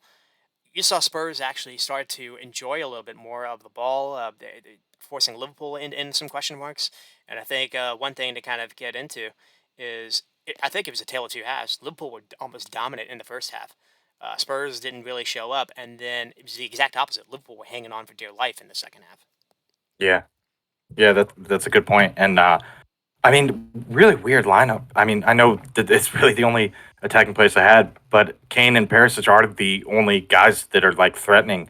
Because the back five, you know, isn't necessarily threatening an attack, and then you have Betancourt, Basuma, and Hoiberg aren't necessarily going to score either. They're kind of like solid midfield kind of guys. So it was really just up to Kane and Perisic to provide the goals, which it isn't easy at all. Especially Perisic is kind of like not necessarily a striker, and kind of coming back from injury. But if you're Tottenham, at least you have Kulusevski coming back, and I'm pretty sure Richarlison got called up in the Brazil squad too. So I think he's going to be coming back at least after the World Cup, because he's included in the roster. So Hmm. yeah, like there's some things to, I mean, be positive about in terms of you got some players that are coming back, and with Kulusevski they did look completely different. So maybe just having him back for the last couple games here can help them win. But yeah, like the setup definitely, you would think that Tottenham wouldn't have allowed too many goals, and that was what Conte wanted to do with this setup, knowing that we only have two attackers. Yeah. And I mean, this, yeah, like you said, the back three center backs, none of them are pacey at all. I'd back Salah against those three all day, and Salah did amazing, put the team on his back at times in front of the goal at least. And he's so fun to watch. I think you just build the team around him, even though he's older, but he's your crown jewel, I would say, and I just love watching him play. I really do. He's quietly having a very good start to the season again. For a lot of people, maybe dragging him down a little bit because he's scoring in the Champions League as well, Mhm. and he's assisting. I mean, I think I saw he's something like 19 goal involvements for like 21 games. Yeah, I Um, mean, I'm looking right now. He's got 6 goals and 3 assists in the Premier League, and then he's got that's 7 goals. insane. Yeah. Yeah, and he's got 7 goals in the Champions League, and then he's got um. Oh no, that was last year. Yeah, so he's got 6 plus 7, and then 3 assists. Not bad at all. And so He's like 7 goals in the Champions League. That's got to put him up near he, like the top goal scorers I for the think he's Champions League too. he's like one with Holland, or maybe because he scored for Napoli, maybe he's even. Yeah. Hmm. Y- but I think like the main thing you're seeing is Salah is playing in a more central role. You've been able to kind of shift Elliott into the lineup. I think one of the crazy things about Liverpool's start to the season this year is for being so bad to start it.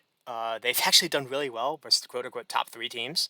Arsenal, you can give or take. Maybe they could have deserved a draw with that PK going against them. Maybe with Diaz, they would have gotten a draw. So they played Hmm. Arsenal pretty tough. Beat Newcastle, even though that was a shaky game. They didn't have Callum Wilson that game, but still, and beat Man City. And now beating Spurs, so they're beating the teams at least in the top five ish six. Where last year all of these were draws, and so I mean that's a good improvement. I think one thing I'm really excited about is you're starting to see kind of a little partnership with Darwin and Salah. I think Yeah. one of the things that Spurs were not able to handle is Darwin Nunes was just a monster on that left side where he didn't care about Royal or he didn't care about uh, it might have been Eric Dyer Dyer. Yeah, who Dyer. was playing like a left center back. Spurs are playing a back three, and you don't necessarily you think that's supposed to be protection, and Darwin was just running past them. Time and time again, Liverpool were very good at finding him. And basically, the first goal comes from Darwin getting the ball on the wing, and then having a really good ball to Salah. Oh no, Robertson getting the ball, finding Darwin, and then crossing it. But Darwin was getting the ball on the wing before that and getting shots off. He was just a menace. Frankly, it was unfortunate he didn't score. But it's this chaos ball. But he's bringing runs, he's bringing energy, and it's something that Luis Diaz was offering that, but with him out, there's no one else that can really offer that at the moment, and that's important. That's important to Mhm.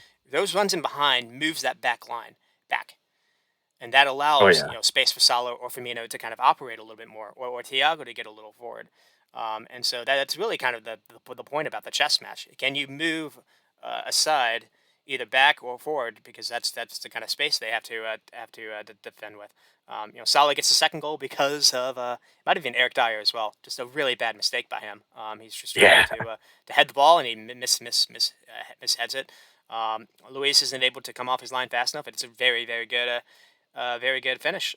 We've seen this a lot with Salah. It's not just he's his first touch when he's sprinting is so good, and it's just his second touch. I think he even takes this off his knee. You know, it's very easy to kind of hit that too hard, and you lose the chance.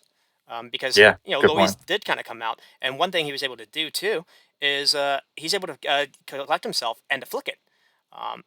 We've seen a couple of these guys. Dominic Calvert-Lewin comes into mind in the Leicester Yeah. game where he was throwing goal, and he tried to rush it. He tried to just like side foot it. It's important to be able to flick in some of these situations. If you just lift it, usually you can score because goalies can't get goalies are going down. They can't get their hand up Mhm. quick enough. Yeah, he's just calm, cool, collected in front of the goal, and that's what like to be able to like the, think about. the Oh, I can mentality just thing. chip the guy. So Yeah, chip the guy. Like it just looks so easy sometimes. Like like you said, like he does some of the things that like you don't expect. And sometimes he does the hard things, but it looks so easy. Like he's just gliding around, and his first touch is ridiculously good. Like there's like glue on his foot. I mean, I don't. I like watching him play. I like the guy too. I mean, anytime I see him interviewed, I just smile because he just seems so likable. He's down to earth. He's kind of shy seeming. Um, I just like him. I mean, I like the player, but I like the individual too. every I like when he does well. It's good for the Premier League when he's scoring these like crazy goals and just putting the team on his back at times. every Christmas though, he does kind of give a lot of headaches because he does like a big picture with like his family like under a Christmas tree, like celebrating Christmas, even though he's Muslim. Um, No, I absolutely. It's awesome that he does seem to be like a really good person. I think he was he was given an award for like being some like environmental advocate. Hmm. Last year as well. Mane was kind of like that too. Mane like built a Yeah, hospital like in his village. Sometimes you don't necessarily see that with football players. So it seems he stayed grounded. yeah. Regardless of the big wage bill that he's earning, but two. He's almost underrated still for being in the league. He's been doing this for 6 years now. If as long as he doesn't suffer an injury, he's going to have another 20 goal season.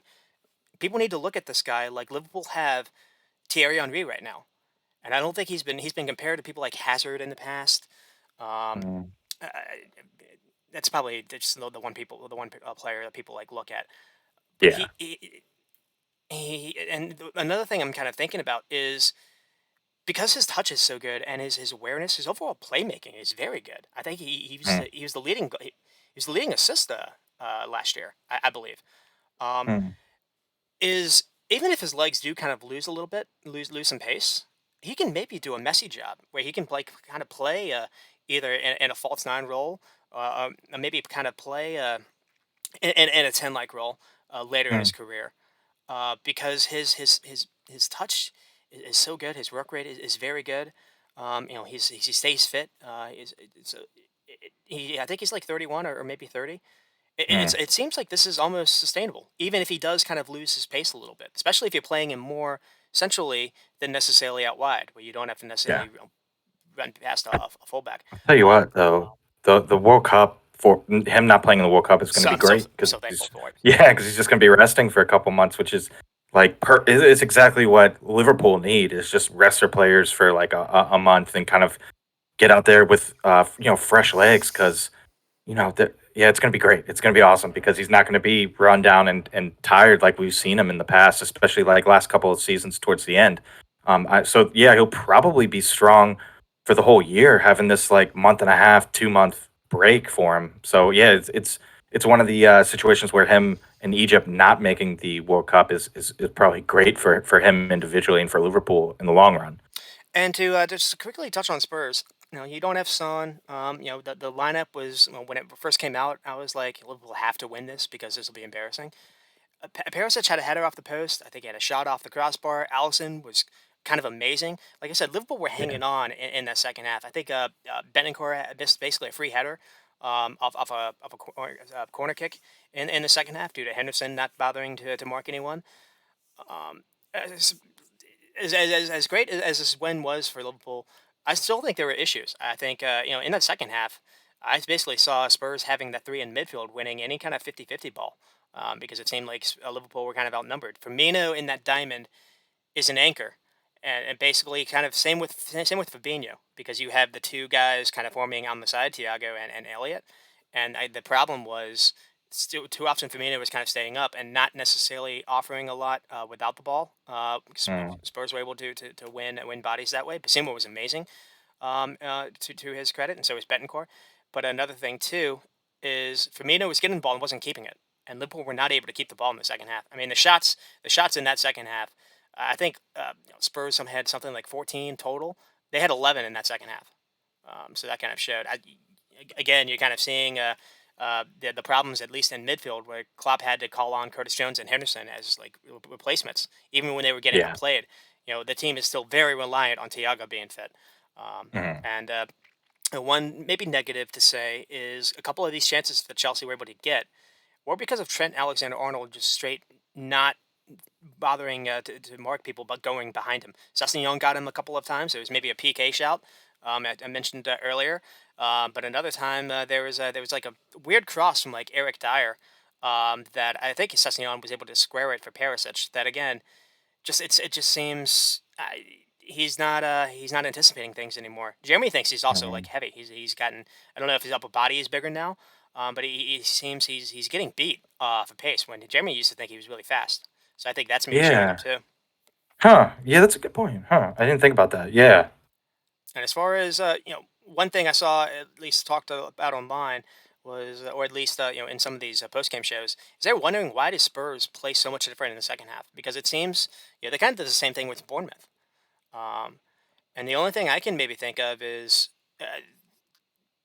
because instead of having the mindset of like defend first and being negative, when you're chasing the game, you're maybe allowed to express yourself. One thing I saw is Eric Dyer was getting the ball in the final third and crossing the ball in like a wingback and getting good Mm. crosses off.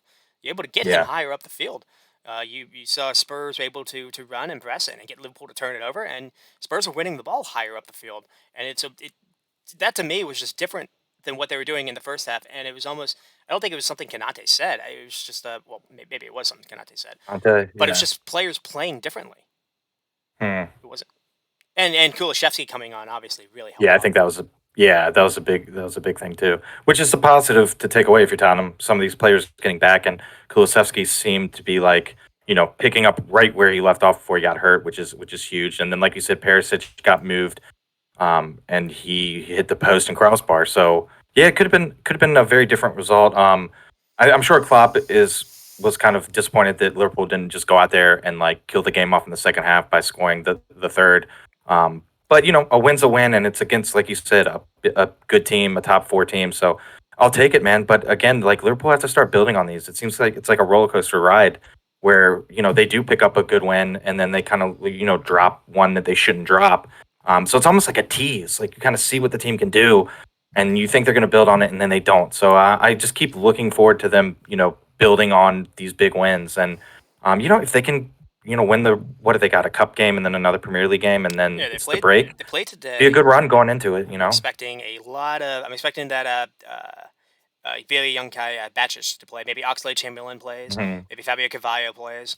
And then they have Southampton. And frankly, this is setting up to be a massive, massive uh-oh moment because the game is at Anfield. So I think people are going. I think it's going to be early. Maybe there's not going to be people going to go in expecting Liverpool to win. Southampton have looked good in the last three games. Looked very good versus Arsenal, and I think they looked good in this past game that they played versus Newcastle, which we're going to get into. Now the score doesn't suggest that. But this game was this they forced they did not make Newcastle did not look as good as they've looked in the past couple of weeks. I think Southampton gave them a lot of fits, Hmm. and this is setting that is a setup game to be Yeah, sure because you're gonna have a e- new coach, so who knows what's gonna tactic wise is gonna happen. if you do get that 3 points and they do still have a game in hand with Spurs, I think going into the World Cup they'll be 4 or 5 away from maybe top four, and that is distance that you can make up. Yeah, Um, because they're right now they're 7 points off top four. So I mean that's not bad. We got a lot of the season still left to play after the World Cup. So yeah, if they can just maintain contact and then like we said, kind of reinforce in the January window. and they have Yeah, I that mean top four would be great for where they've been this year. and they have that game in hand because of like the Queen passing. A couple of teams were able Yeah. to play that week. Liverpool weren't. And they're So still in the Champions League too. I know the draw isn't good at all, but they're still in the Champions League, so there's always hope there too. They're a good European team. We know that. So it's yeah, kind of I just They You need reinforcements, you know what's so kind of funny?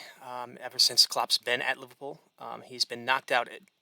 He's knocked out in Europe by Spanish sides because Sevilla beat him in ooh, the Europa League. But he's been knocked out by a yeah. team in Atletico. I mean, a team in Madrid. Every season he's been in the Champions League for Liverpool. Huh. It's either been Real Madrid or Atletico. Athletic. Oh, interesting. So it's fate. But sometimes fate can turn. I mean that's kind of it. I agree with you. They have to do something in January. They have to bring in some kind of reinforcement. They have to bring legs in midfield because Mhm. and Betancourt looks basically like what Henderson used to look like, and that was Yeah, yeah, that's a good point. that was not good. I mean, Fabinho kind of looks like he's overrun too. But we'll move on to a different team, Manchester United and Aston Villa. And well, what a way to start off your first game. This one Mm. ends 1-3. I think Villa basically went into we did a little different lineup with a 4-4-2, but it was very that front four almost had a free roll. It was very fluid. I think that's one thing that you saw is Bailey and Watkins and Ramsey and Imran Brandia well, kind of going where the space was. Sometimes Watkins would go out wide, and Emmy would kind of cut in. Bailey would kind of do the same thing. And I think one thing to kind of just focus on Villa for a second is this is similar to me to already without even like any kind of makeup or any kind of getting his players in. He's already kind of made the squad look like what is Villarreal team or wait. Yeah, Villarreal team Real, yeah. was looking at. Ings didn't necessarily play this game, but you can see Ings maybe being Gerard Moreno. Bailey and Watkins look to me like Danjuma and Chuka Mense. And you're already Mm. seeing the 4-4-2. Matty Cash can maybe do. I forget who the fullback was. Fourth Oh, forward yeah. was getting forward for him. Fourth. And Emery got Villarreal to the Champions League semifinal last year. Mhm. This is a wild hire. And then for Manchester United, sometimes as a fan, you just know. And our buddy Alex basically texted. He was like, "Well, I was going to watch the game, and now it wasn't, or now not." After looking at the starting lineup, because this was just one of those you can maybe sense. The back line is what Ten Hag's rolled with. Casemiro and Eriksen's. Nothing different there. Rashford on the right, which was a little different. Donny Van de Beek in kind of like a 10 role, and then this youngster Garnacho, who a lot of Manchester fans are really excited about. He scored in the Europa game in Yeah. the midweek, and then Ronaldo up top. But Ronaldo made captain too, which was captain, bizarre. captain, yeah. And it was a Yeah. lot of this was done because they didn't have Bruno was I think suspended. Um, Mhm.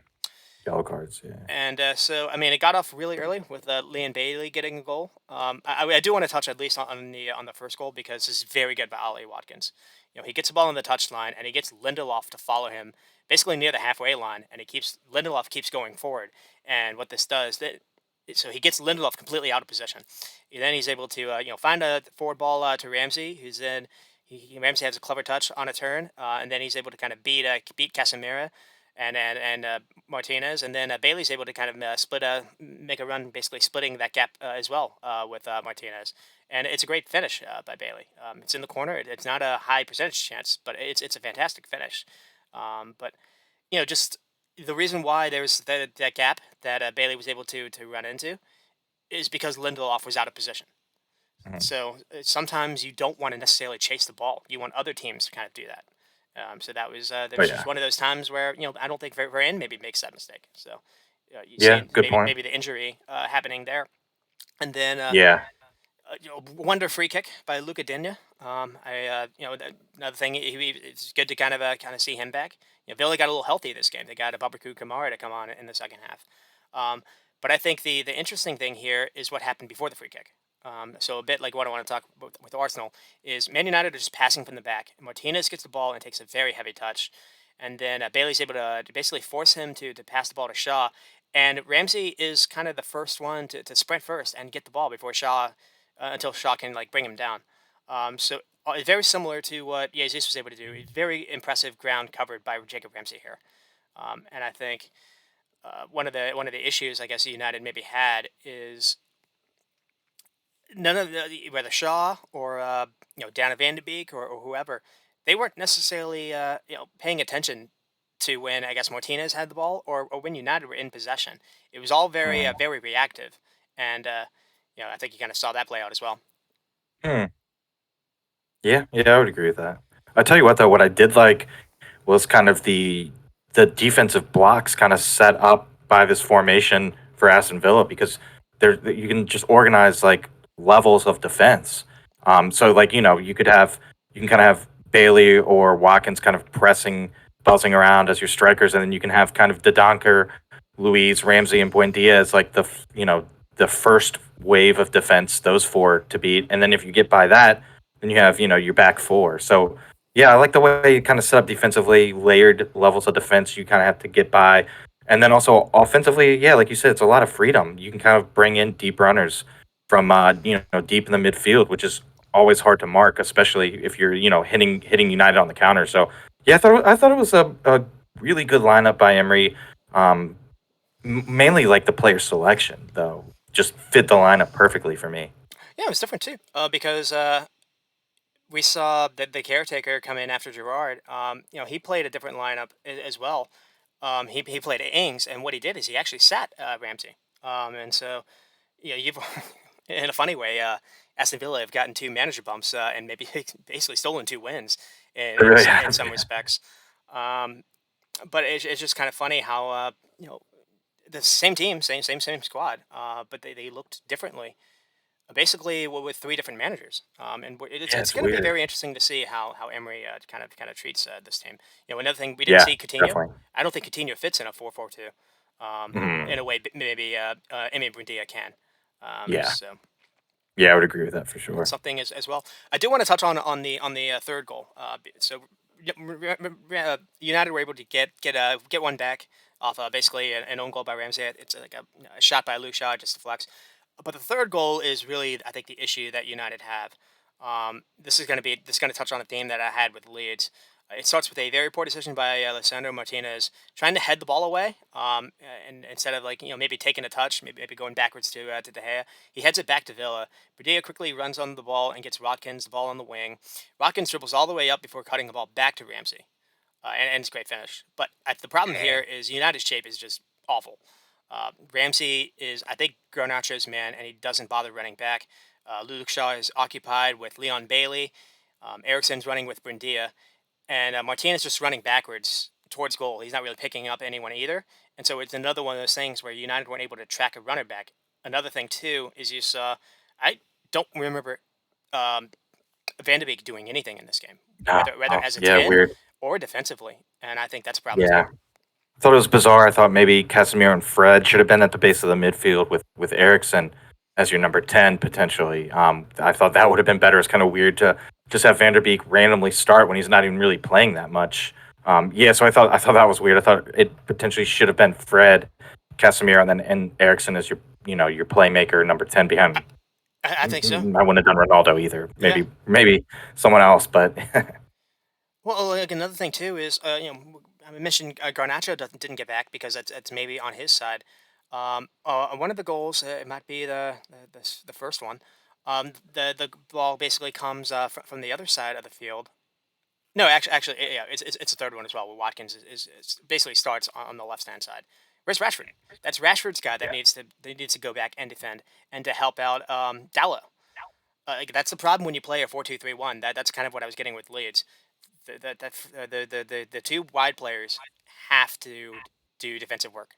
Otherwise, Mhm. your fullbacks get overloaded, especially if it's a 4-4-2. Absolutely.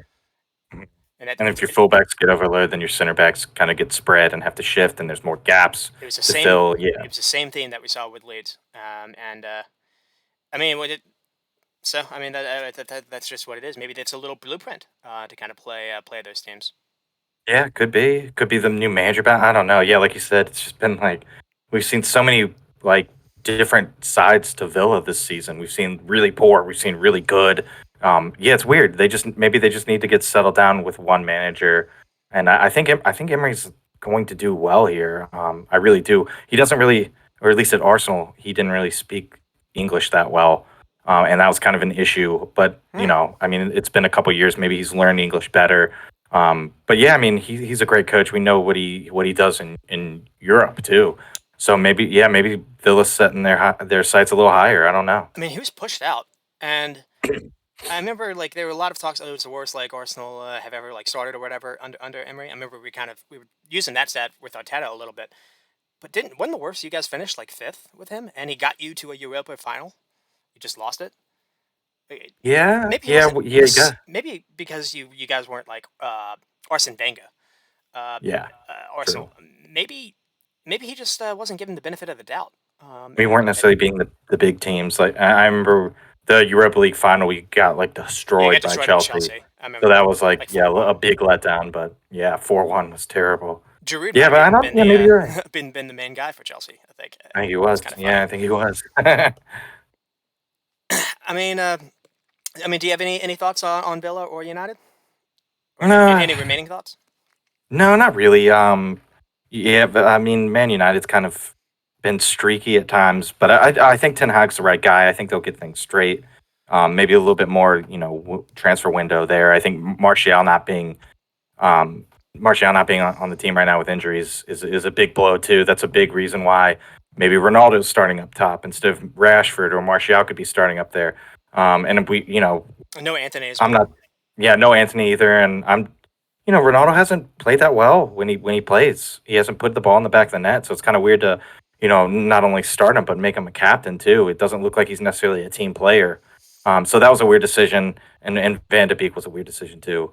But maybe he's been kind of sticking with the same team because he kind of has to. So maybe he just saw a potential opportunity to rest some legs or something. I don't know. Yeah, I mean, usually, I mean, just go looking at the way like Klopp likes to like look at games. When a team lines up, maybe he didn't know how Villa were going to line up. When a team lines up with a 4-4-2, one thing to kind of really struggle stifle that is to basically play with three in midfield, Yeah. because you can outnumber 3v2, and you've got Casemiro as a DM. You could play McTominay as kind of like a bruising eight, and you could have maybe tried to do stuff that way. And Mm. Yeah, it was just it was kind of a bit of a weird lineup by Ten Hag, and not really the best week for Ten Hag, because United won their Europa game, but because they only won 1-0, they didn't get that second goal. He's playing like Harry Maguire as the second striker in that game. Yeah.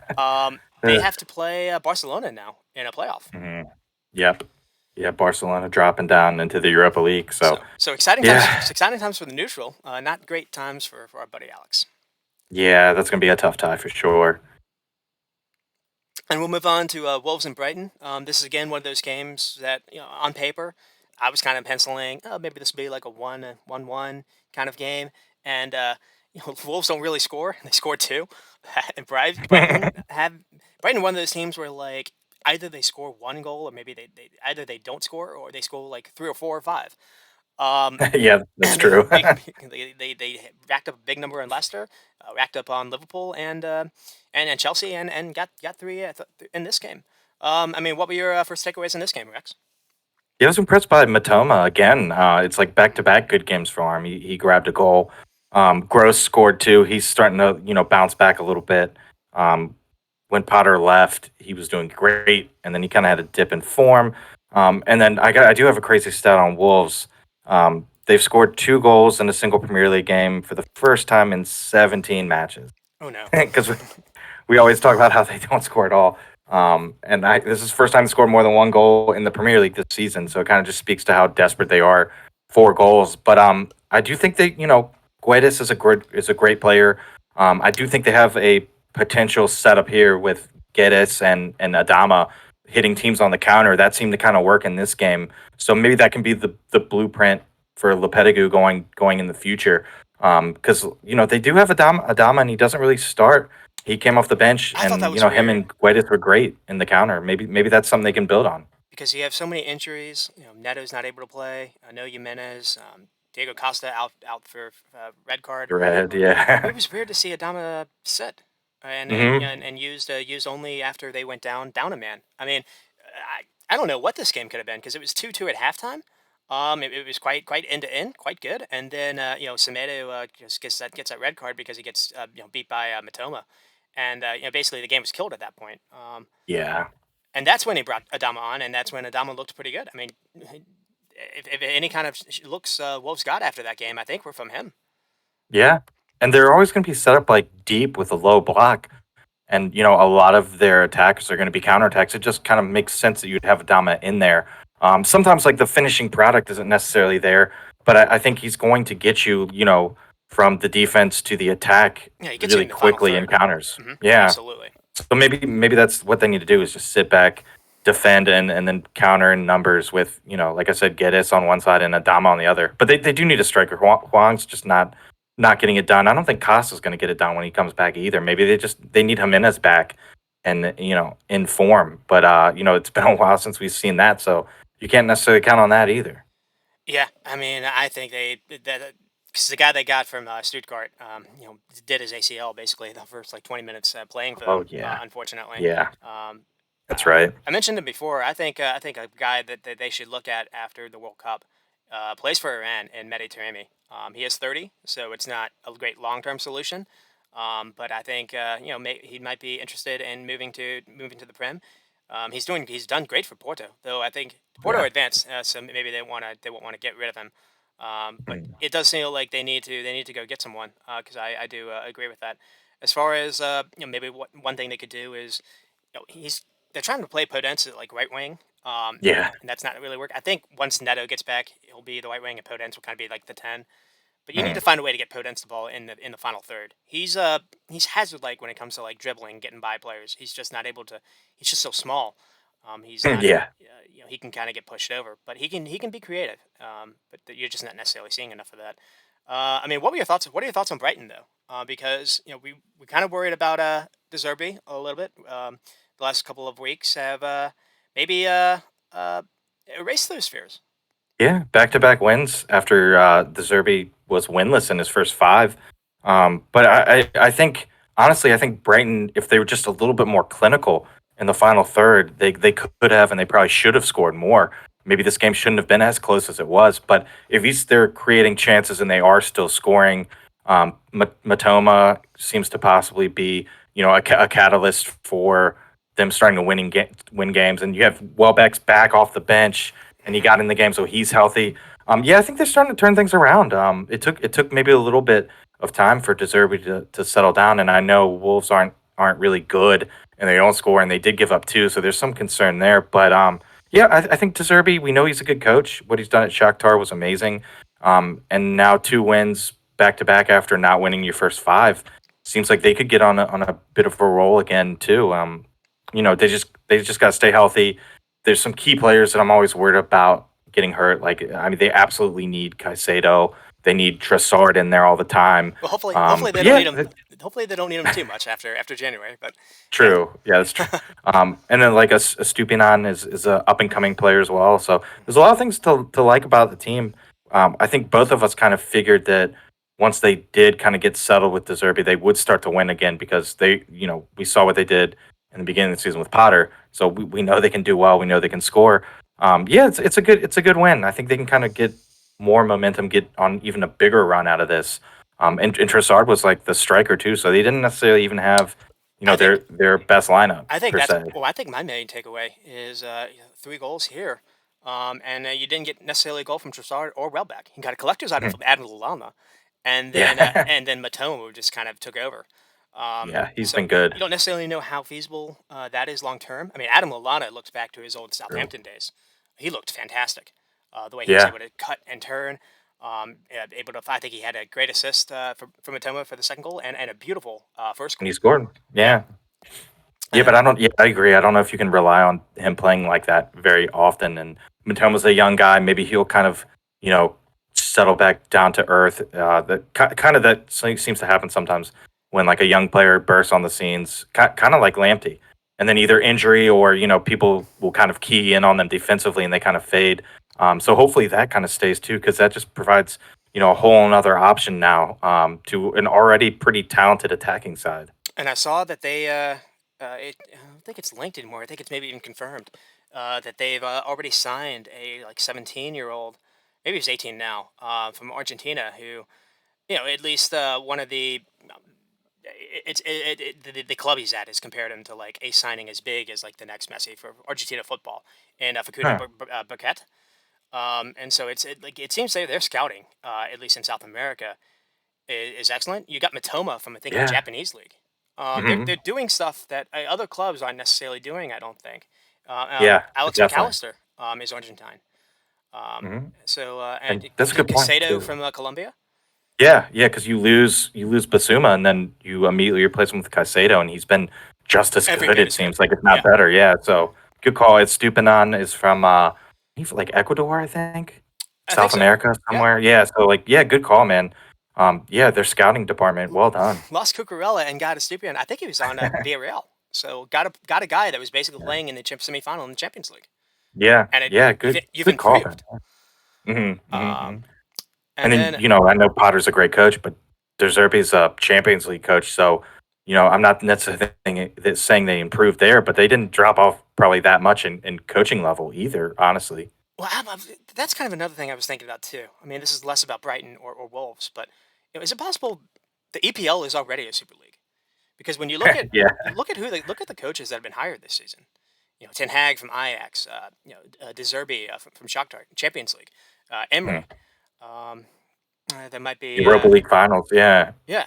You've And got they're going to like you've got bottom 10 you've got Premier League pedigrees teams. from Europe. Mhm. Yeah. And they're Um, not going to like the high teams. They're going to like, yeah, Wolves, get Lopetegui. the Yeah. Lopetegui, yeah, Mhm. exactly. It's crazy. Because wasn't Lopetegui like the Spain national coach at one time? For like a second, yeah. For a second? There Okay. was something weird. He was gonna get he accepted the Real Madrid job, and then That's right. I don't know if he was able. That's like, a lot of people think that's the reason why Spain actually petered out in that World Cup. But Mhm. no, he was great with Sevilla. Yeah. Won them Europa. Yeah, I don't know Um, what happened this year with Sevilla. They just, their league form was dreadful. I don't know what happened, but roster still looks a good aged coach. to me. Roster. I don't know if it's necessarily his fault. I mean, they have this guy Acuna, who was pretty good fullback. But yeah, relying on like Angel Gomez, who I think is like 33. You still have Isco playing. Yeah, it's just, Oh, I forgot about that. Rakitic was playing for them. Rakitic. Um, Whew. so, Yeah, that dude's old too. all right, let's move on to Southampton and Newcastle because I do want to get into this like a lot because this one ends 1-4. Um, you look at that and you're like, wow, Newcastle must have been amazing. And I saw uh-ohs for Newcastle. And I saw actually a lot of promise for Southampton, other than one player, which I think we're going to get into. Um, and another like kind of a positive was Bella Kotchap returned from injury, so that was good. And Theo Walcott made his first start of the season. Um, I mean, the goal first came from Almiron. He's having just a fantastic start to the season. Mhm. He maybe gets a little luck from his dribble. I think Matt Laos goes to the ground maybe too early, but he shows composure in front of goal.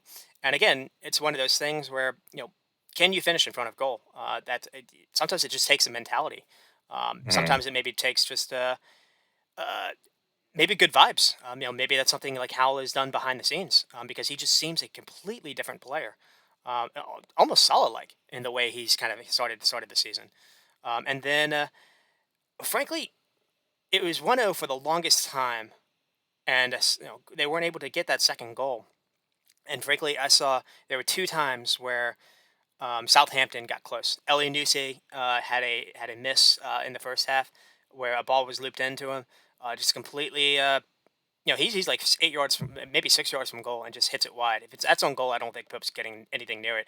And then Shea Adams missed in the second half, and both these happened when it was 1-0 games. And I think maybe this goes in. It was raining. It was pretty miserable. You possibly Mhm. could have seen a different game because Newcastle were not able to keep the ball in that second half. One thing I do want to say is you look at the stats. Yeah. This is the worst I've seen from Newcastle. 7 shots and 4 on target. Southampton had 16 shots, only 5 on Yeah. target. But Newcastle had 257 passing. They could not, and 68% of the ball. They couldn't keep it. They kept Mhm. turning it over, and in the end, quality kind of came through because Southampton made chances they weren't able to finish, and Newcastle were able to get a couple breaks. Got a Chris Wood wonder goal. Essentially, he made a good turn and just shot a ball that was in the box in the corner, and then got a great finish by Joe Willock because of a fantastic through ball by Trippier, who had another good game. He's been, yeah, fantastic for them. And so just Also, quality did you see quality goals pass lined up. accuracy was very poor for Newcastle at 67%. Yes. And then Southampton was at 78%. So yeah, like all the stats were basically all of them were dominated by Southampton. Not just one, but like dominated by Southampton. So yeah, the 4-1 is definitely misleading for sure. And it's weird because I've been talking up Newcastle. Before the game, I even texted Jeremy. I think you can maybe see. I think they need to be included in the three in the Arsenal and City line. I think it could be a three. But after Yeah, me seeing too. that, I kind of shut the brakes on that because if you can't keep the ball, that's not gonna. You can't just be super direct and play off the counter that much. Mm. And other than Bruno Guimaraes, maybe John Joe Selby can kind of come in and fix some of that. They were missing. They were missing something. Now they didn't have Joe Linton. I think he was suspended, so they had to play Mm. Jacob Murray. I don't know if that factored in at all. But usually, you know, it's the same back line that they've been played with. Usually, they've been so much better at keeping the ball, and whatever Southampton did cost them a whole lot of fits. Yeah, and I guess at least if from a Newcastle perspective, though, you kind of didn't play your best game and you got dominated at times, but Hmm. you still And ended they up still winning won. four Right. one. Yeah, so that's bit, and what, they have 7 shots, scored on 4 of them, so that's always a good thing too. But I mean, I also thought it was just bizarre that Hassan Hurl got fired after this game because at least I was talking him up last week about how he's done a very good job with the resiliency of this squad to lose And I games agreed with him. badly and stay in Uh-huh. the Premier. Yeah, it's just kind of weird. I guess I always think it's kind of a weird time, but maybe they're thinking we get our guy in and he has the World Cup break to kind of a month and a half to be with the team and kind of install his ideas in the team. So maybe that's why. But it was weird for sure. And he's been there for a while, and they're always kind of near the relegation zone, but they're They've staying stepped in the them up. Premier League, which there's something to say about that for sure. I want to keep on this because I personally think like Che Adams and Adam Armstrong have gotten him fired. Um, they Mm, were they were they were creating chances and just not taking them. I mean, yeah, not to bully them, but Adam Armstrong and Che Adams versus Amanda Broja last year and Danny Ings, an 18 plus goal a season striker the year before. That's who you've replaced them with. That's who you brought in instead. Now maybe Joe yeah, Rebo can kind of change that. He's actually looked pretty good when he's come on. But again, he's kind of young and unproven. I know they have Seiko Mara as well, but it's just you're asking a coach to turn water into wine a couple too many times, and I don't think you can blame Hassenhüttl on this because it's not like the team isn't playing for him. I think you definitely yeah, see they haven't given up, and they've been competitive. They've been very good. Um, yeah. They have been competitive, that's for sure. so I was flabbergasted by it, to be honest. And I've heard some of Yeah, the names, like maybe Deich. Jeremy thinks it could be the guy at Luton Town. yeah, You bring because in the they've guy. done well. You can bring a guy from Luton Town. He's never has he ever. I don't know if he's ever coached in the Prem. It's I different. doubt I, it. I think you're rolling the dice at a time you shouldn't. Um, Yeah, yeah, I would agree. Weird. It's just a weird decision. and I mean, another thing too is I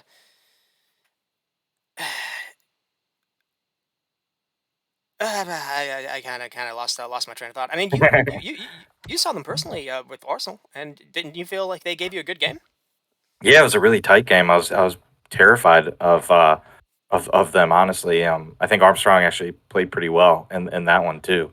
But yeah, I agree with you too. Like the attacking players have kind of let him down, especially Adams, because Adams, like for the last couple of years, he looked like a good young up and coming player, and just really hasn't performed this year enough. I think And the sometimes problem they is kind of rely on like Ward Prowse to he was score, the which is second gonna guy. work. Jay Adams was like you always had like a Danny Ings or you had Yeah, Amanda Broja who kind of took up, even though I think he's younger. And Jay Adams is now required to be the main guy, the main guy. and it just Yeah, hasn't it that's just always hasn't the worked out for him. yeah. And again, it's first season. Maybe asked to do that. You can expect maybe some growing pains, but when you're at the bottom, you don't have time. Unfortunately, just is what it Yeah. is. We'll move on to Nottingham Forest and Brentford. This one ends 2-2 in a. Again, this is another one of those bonkers games where this this game had a little bit of everything. Had a little controversy, Hmm. late drama, maybe some PK shouts, and after all of that, it ends 2-2. Yeah, Rex, what did you think of this game? Oh, just another disappointing game by Brentford. They just cannot seem to win games. They got just a ton of draws, and some of these draws are like from winning positions originally, which is very disappointing. Um, and they just seem to can't hold on to any lead. But also, if they're getting beat, like they can come back from two-goal deficits themselves. But they're just like lacking that one killer player. I think an Eriksson. Damsgaard hasn't really been that player for him, unfortunately. Hmm. But I do think there's something to be said about not losing games. But having said that, they got to start winning. I mean, they've only won 3 games. They didn't have Tony in this one. Yeah. Yeah, yellow card accumulation. But I thought What'd you Whistle think? was pretty What'd you good. think of He Wesley? should. He was great. He's so pacey too. Sometimes like I want him to be selected over Mbumo in the beginning of the year just because and Bumo looked kind of leggy at times, but I thought and Bumo played pretty well together, to be honest. Um, so there's something going forward there, but they are missing. They're just missing that creative playmaker, and Damsgaard hasn't really played that much. I mean, Brentford played yesterday and lost to Gillingham in PKs, which is pretty bad too. Ooh, But Damsgaard, yeah. yeah, Damsgaard played and he got the assist, but then he missed the only PK. So I don't know. I don't know if they'll dip into the January market or not, but because they're Brentford, they really don't have room to miss on some of these transfers they're bringing in, and it seems like maybe they potentially missed with Damsgaard. Hopefully not. They're kind of Yeah, it's a he shame had a 'cause rough year last year, but I was kind of he's celebrating in that. he's in the Denmark squad though, so maybe he can play his way out of it. But yeah, I mean, I know Jeremy's the same. It's frustrating for Brentford. They got to win some of these games. Do you think it's Um, as simple as getting Norgard back and maybe get pushing Yen out a little bit further it forward could in the be, attack? yeah, I it could think be, I think you maybe help out there. I mean, and you look at the stats. Forest 15, Brentford 6, and Brentford mm, the only two shots on target were the goals. and Well, Norgard I guess it was Norgard's a back PK. now at least, so we'll see. He played in the Gillingham game. That's good. That's good. Actually, he actually started, so yeah, he's back now at least. So they got one more game in the Premier League. Hopefully, they can win that one because they're kind of in that situation where the ties can all of a if they get relegated, you're going to look at those ties and be like, maybe one of those ties, if they turn it into a win, they'd be safe. Especially in this But at least they're not losing games. especially in this like fixture, like part of the schedule because the last Mhm. couple of games have been, you think maybe I won't say no, we'll say doable, because they have Yeah. maybe City up next, and then after the World Cup, I'm you listing off who they play, and it was going into Mm. the winter break. Yeah. Ray having 5 saves. I mean, versus a Forest team that hasn't necessarily been. Forest have gotten a couple good results here and there. I mean, Arsenal maybe gets the assist onto this game because it was a different Forest side, and they were Yeah. maybe embarrassed for what Arsenal did. Yeah. Yeah. Maybe. I mean, man, 96th minute equalizer was just like heartbreaking for Brentford. Like I said, especially when they It's almost don't have any wins. such a good play by Ben Mee because Ben Mee stops the first shot and then it banks off Zanka, and then Ben Mee is just centimeters from not being able to keep that from going over the line. Yeah, It yeah. I was mean, it was really close. Very frustrating. But yeah, I mean, they don't do well without Tony. I think. Let me see. I got some stats. They've won just one of their 6 Premier League games in which Ivan Tony hasn't played in. So, I guess to be able to get the draw without Tony, that's one positive. But 96 minute, yeah, equalizer for Nottingham Forest just really put me in a bad mood for the rest of the day because they got to finish that off. They got to get some wins. If two of these ties are wins, they're well out of the relegation discussion, and we can kind of maybe focus on moving up the table instead of worried about where we are and how close we are to relegation. So we could just develop a different mentality potentially with 5 wins instead of 3. Yeah, it's frustrating for sure. Yeah, especially, I mean, this one as well, but definitely the one last week with versus Wolves. That was definitely a missed opportunity. I mean, to focus Totally. a little bit on Forest, did you maybe see? I mean, Cooper did kind of shake the roster up a little bit. Do you think maybe that kind of helped out because you saw Dennis and Brennan Johnson starting again, and it seemed like Gibbs White had a different role and maybe played his best game as a Forest player. Yeah, he was kind of like the number 10 back there behind Dennis and Johnson. So he's always going to have like willing runners and pacey runners.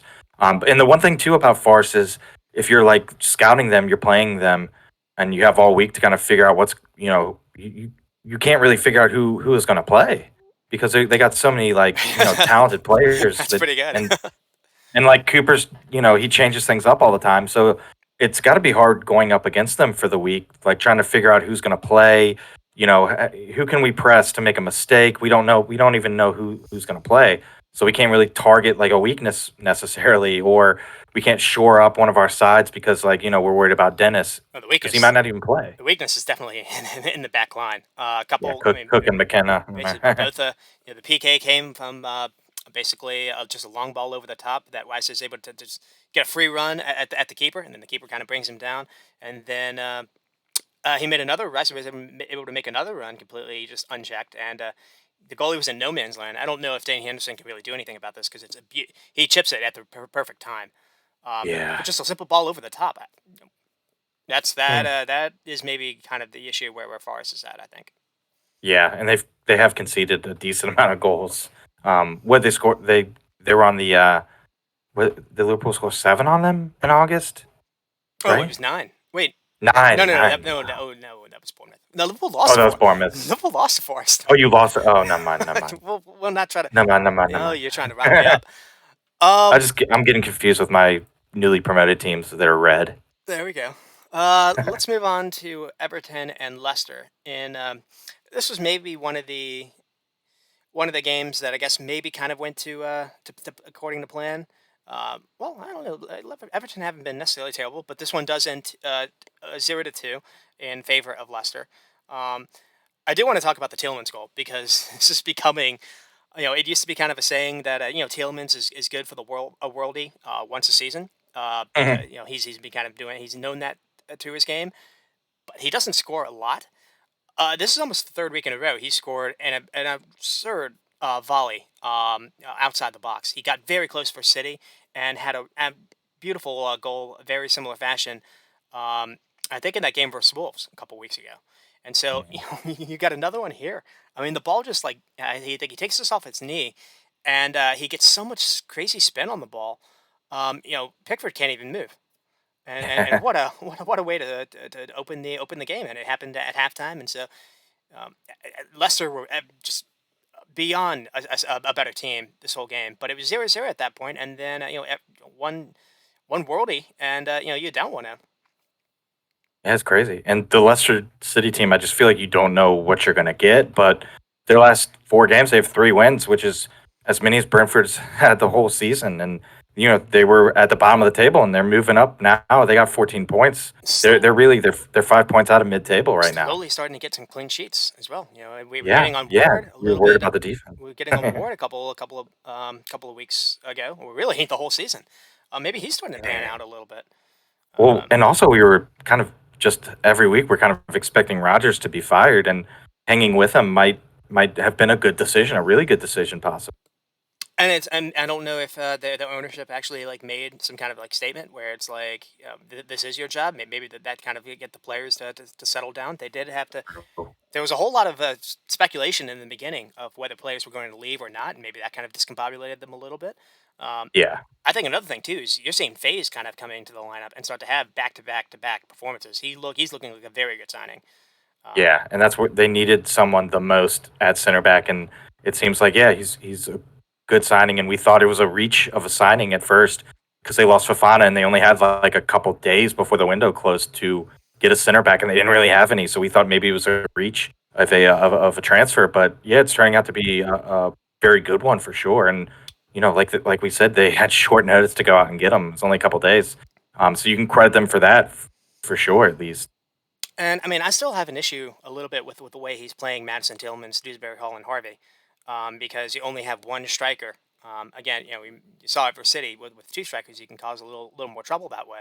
But at least in this game, it worked. I think it is interesting that no Ndidi for like a lot of these games, a lot of these results. Barbecue Samari is starting to be a good signing for them again, because he's kind of Hmm. been pushed into that Ndidi role. He's playing CDM by himself, and he's doing a good job. Yeah, yeah, definitely.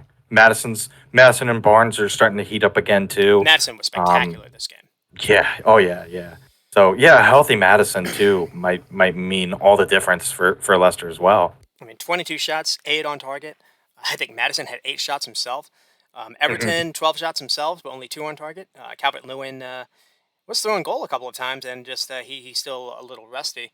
I think like the main thing is Madison. I think with 2 assists. But yeah, it's maybe something for Southgate to kind of think about because last I checked, he wasn't necessarily one of the names. People were expecting to make the final roster. And you look at Yeah, maybe what he offers versus Grealish. I don't know how you say Grealish offers a little bit more at the minute. yeah, I agree 100%. And something interesting, I guess, of note is Leicester won 3-0. I know that they only played Newport County yesterday in the EFL Cup, but Vardy started and grabbed 2 goals. So maybe that's like another bench option at least. We know Vardy's not the player he used to be because, speed is the first thing to go, but at least it I seems like like they him. have some options off I the like him bench. as a Yeah. bench player. Yeah, Yeah, coming off the bench. Yeah. And I mean, they got Ian Nacho. They have a decent amount of attacking players. It was just the defense was what we were worried about, and the defense starting to gel. I mean, they got a couple clean sheets recently. They tied City 0-0. They got a clean sheet against Leeds. They got a clean sheet against Wolves. They only conceded one against City, and now the clean sheet against Everton. So yeah, the defense is starting to pick up. It's one of those situations where it's probably a very smart play to not fire Rodgers. And usually you see the clubs just willy nilly I thought he fire was. managers. I So thought he was dead man walking after that. Son scored a hat trick on after like yeah, 13 minutes. Spurs and they're scored like sitting five. dead last in the table, Yeah, just conceding goals left and right. Yeah, I thought he'd be done too, but I think that's fair a. play to him and the board for hanging on to him. I think that's a great point. Because you sometimes do see, teams just want to kind of change for change, and as long as you haven't lost the locker room, um, Yeah, change can also be disruptive. yeah. If you Um, don't lose the players, yeah. you're fine. And one thing I do want to say with Tielemans, not just the one to volley, he had 11 ball recoveries, and 90 pass accuracy. I said, someone for if someone's looking for maybe a midfielder, I think he's on, with his contract running out, he's starting to impress a lot. Um, Yeah, it'd be interesting to see what he does in the Belgium squad too, because he could be someone that if he has a really good World Cup, I mean, Leicester could be looking at selling him for a ton of money compared to how much, what was it? They were going to sell him for almost 30, 40. I mean, if he has a good World Cup, scores a bunch of goals, you could be looking at 60 mil for him potentially, right? I think so if he played really well. Maybe. I mean, yeah, because he's maybe 25. He's a lot. Hmm. He's a lot younger than he's not. He's not. I know he's not 27 or 28. Um, yeah, that could be a shout. It'd be a tough midfield to break out into though, with like Trossard and KDB in there. So yeah, like maybe he doesn't even play that much, but there's potential there. I think for him to have a breakout World Cup, and maybe if he does want to go, Leicester can make more money than they would have if they sold him for cheap in the summer. So Well, with Belgium, well, the issue I guess is I don't trust their back line at all because I think yeah, Atwell and Vertonghen at least started for them in the Nations League, so I don't know if that will be the case as well. But another thing too is, unfortunately, I like him as a manager, but until I actually see Roberto Martinez like pan out, I'm still going to kind of hold that against them. But anyways, yeah, um, we'll move on to the last game: West Ham and Crystal Palace. This one ends 2-1. Palace get the West Ham get the first goal with a great goal by Ben Rama. Frankly, I don't think you saw enough of this because Paqueta was involved. It was his first game back in a while, and you saw Paqueta making a good turn when he was being pressed, and Ben Rama making a very good turn when being pressed, and kind of shielding the mhm, ball and able to got a great shot off. But I just think the problem was is you didn't see enough of that because they only had 5 shots all game and two on target. yeah, And it's just it was impressive to see how Palace were able to rebound. Another thing too is Wilfred Zaha was played at striker, leading the yeah. line for Crystal Palace because I don't know if Edward was suspended or had an injury, but that was a little different to kind of say. Yeah, yeah, it was interesting, and he got a goal. So, just potentially more, positions where Zaha can play if you do, have injuries and you need to play him at striker, which is awesome. Yeah, it's just West Ham's own doing. Dawson's very sloppy with the pass to Kerr. Kerr can't really control it. Eze is able to pick him off and then feed Zaha the ball. Zaha also does a very good. It's a very clever turn because it kind of fools. It might be Dawson as well. He's able to kind of get shield the ball in front of him, so Dawson either has to take him down or not. Zaha's able to get a. He's a really clever finish near post. Um, Hmm. and then, Antonio was kind of bought down in the box in the second half. Maybe a call for PK. Yeah. It was reviewed. Maybe yeah, they kind of looked. They thought he dove. And then at the very last minute, he kind of focused on Antonio. Antonio was brought on for Skamaka in the second half, and he looked like he had a breakaway. He got the ball completely, on the wing, and it's the last minute of the game basically. So West Ham pushed a lot of guys forward, and Antonio has the absolute worst cross in the world. He just kicks it to Guaita's hands, and it allows Palace to do what they like doing, to break. And West Ham weren't able to get enough bodies back, and they gave up a cheap one at the end. Yeah. Yeah, good call.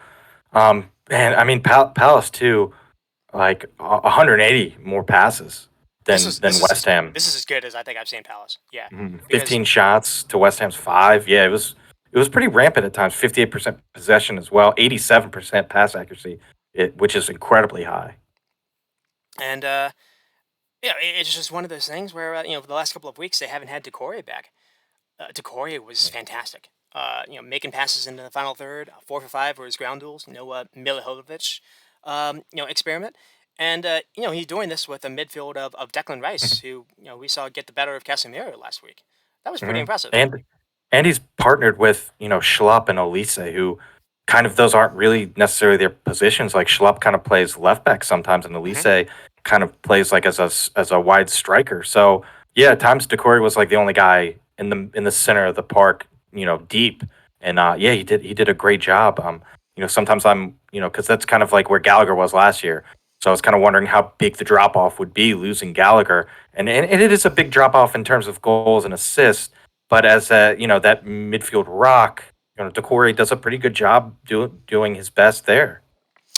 And I mean, with Palace only getting 5, you got Paqueta back. Maybe it'll take some time for him to really recover. But and it's another game where Bowen's not really able to kind of put his foot on the game. Yeah. Should we still be a little worried about West Ham going forward? Yeah, I mean, because last year their bread and butter was Bowen and Antonio, and both of those players kind of seem almost, Like leggy or, leggy. or tired at Yeah. times. Yeah. And then, Skamaka can at times pull the weight that, Antonio being out kind of, the gap that kind of creates. But yeah, Bowen's been just streaky. He's only got 2 goals so far in the Premier League in 14 games.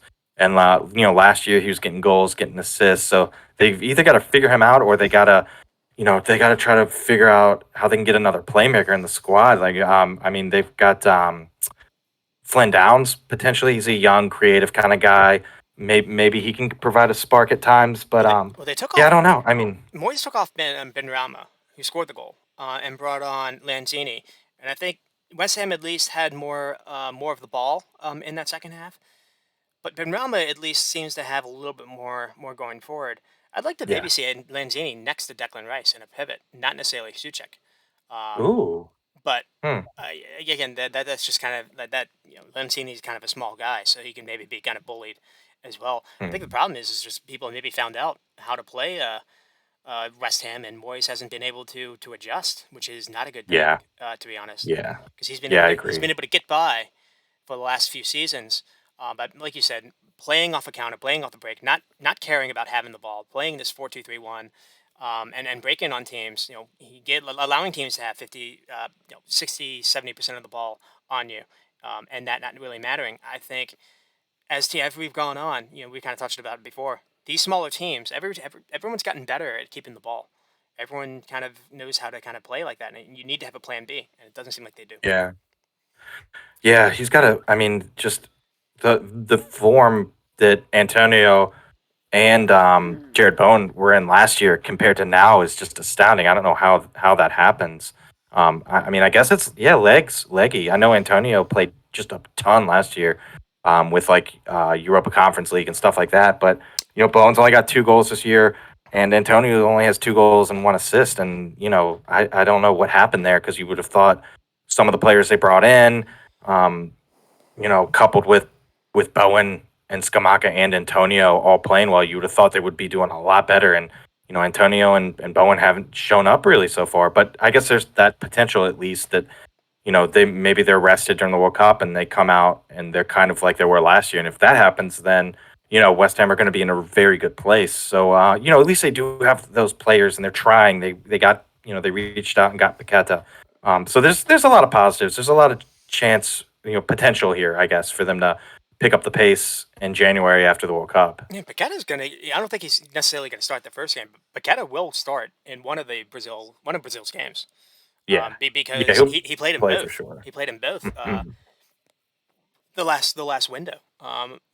We haven't necessarily seen him pan out so far yet, but eventually this guy will come good for them at least yeah. For Bowen, it's kind of crazy to think that maybe he won't even make a Southgate's roster where he was getting games in the Nations League in the summer. Um, Yeah, and weird. it feels like he's just burned out. Maybe that's just it. Yeah, maybe they just relied on him and Antonio too Way much too last much. year. Yeah. Yeah, unfortunately. And so, oh man, this is going to be the longest show we've done yet, Rex. It's Yeah. kind of Well, we talked a bunch about the World Cup in the beginning. a little bit. I'm just worried that it's going to be hard for me to do the video size or the video file size to do the podcast because the last couple times it got angry at me. So Might have to we'll see how that works. cut that Nottingham Forest Brentford game out. Oh, there we go. I wanted to skip one of them, but oh well. Um, but I mean, do you have any final thoughts? No, I'm like I said, I'm gonna be glued to the TV at 5, watching the USA roster like it's an NCAA selection show. And we'll be texting, and I just hope I want a little bit to gripe about with y'all about Berhalter, but I hope he has I just hope he has Tim Ream on the roster, and then your usual guys, I guess, at least two. And yeah, I don't know, we'll see. I'm looking at those leaks too, and just adds more to the drama. I'm getting excited. I'm building this up in my mind, so I'm looking forward to it at 5 o'clock. I just with the injury to Weston McKennie. I mean, maybe he'll be good. The injury to potentially Luca Della Torre. Maybe he'll be good, but maybe not the first game. I, Mm, we play with a 4-3-3 essentially. I don't know who that third's going to be. It might be Acosta. Um, mm, you look at the names after that. If Christian Roldan. I don't necessarily think he had a good MLS season mm. either. It's you Paul Areola not being able to make, and you're going with Jordan Morris. I don't think he's ready for the international level. No. We've got a lot of exciting talent, and Pulisic, Adams, Brandon Aronson is doing well. Pepe is scoring for fun now in the Holland League, but after that, and Anthony Robinson has been great. After that, you kind of see we're a little scant. Yeah, Where yeah. it's been talked about as like the greatest generation ever. I think we're windowed too early for that. Mm. And Yeah, so yeah, I would agree. Like you look at the starting 11, and it's like, okay, that's a good starting 11, but after that, ugh, yeah, a little bit of worry. I mean, really, maybe not even goalkeeper the is good 11 depth, but that's it. Like, because and we always have good I worry goalkeeping about depth. the center backs. Yeah, yeah, Even with yeah, Walker yeah, totally. Zimmerman and Tim Ream. I mean, it's not like Tim Ream's like a world beater. Just we Yeah, think he's and better it's than not like Zimmerman's a world beater either. Yeah, so Aaron Long, but it's like mm, I don't think you can play a high line. And when you play 4-3-3, the idea is to basically press as a team, and so you play with a high line. Otherwise, you have gaps in midfield.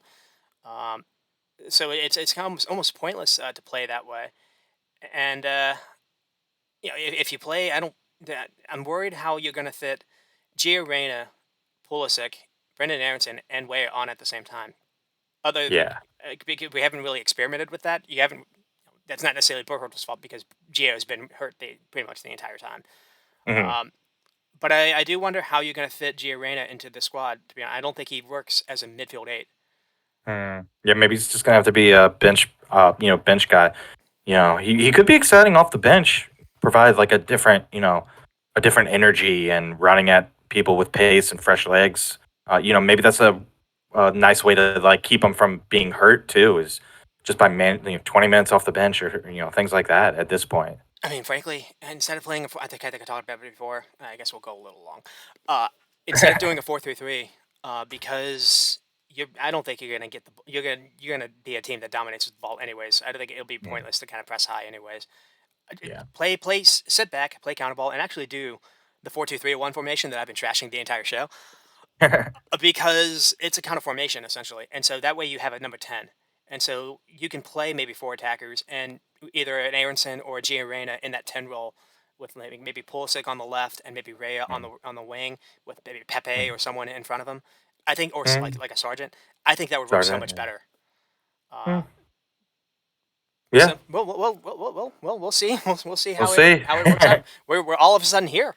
Um, Yeah, it's it's crazy. it's quite exciting. Hopefully, it's exciting now. The last couple of Yeah, weeks have been hectic. Anytime someone's gone down for a cramp or anything, you've been screaming. You've been worried. yeah, Um, yeah. so That's true. And I'm gonna be like that during the World Cup too, watching like our club players. Like I'm gonna be worried watching like England and Saka because every time he gets hacked, I'm gonna be like, oh, he's hurt, I he's mean, done. I did a tweet basically. I was like, France can go long for a little bit with Chirmini, get some miles on his legs. Um, Maybe Croatia can go long, maybe get some miles on Luka Modric's legs, and let Belgium maybe make a semifinal. Let De Bruyne play every single game. Just kind of get some mileage on his legs as well. Just no alternative motive there. But Yeah, I do think teams that go far are not gonna those players are not gonna come back and have a good second half of the season. yeah. I do think Yeah, they might have to be like I do they think need we're a yeah full rest after. It. I Yeah, do for think we're sure. gonna see that because in the Premier League you don't get a full rest. You start Mhm. back up with that giant fixture list on Boxing Day. Yeah, yeah. You're immediately like back into congestion, and if you're playing in Europe as well, it's just a ton of games in the second half for sure. So that's the only negative. It's a good thing we're not players. So like I said, we're a podcast. I guess offering a perspective from the bench. Well, we'll put it Yes, put it that way. from the bench, From the reserve the from the reserves. Yeah, reserve team. All right. I guess that's it. Thanks again for joining, or good to see you again, Rex. And for all of us at the reserve squad, you stay squatty. stay squatty, people. Thanks for watching and listening.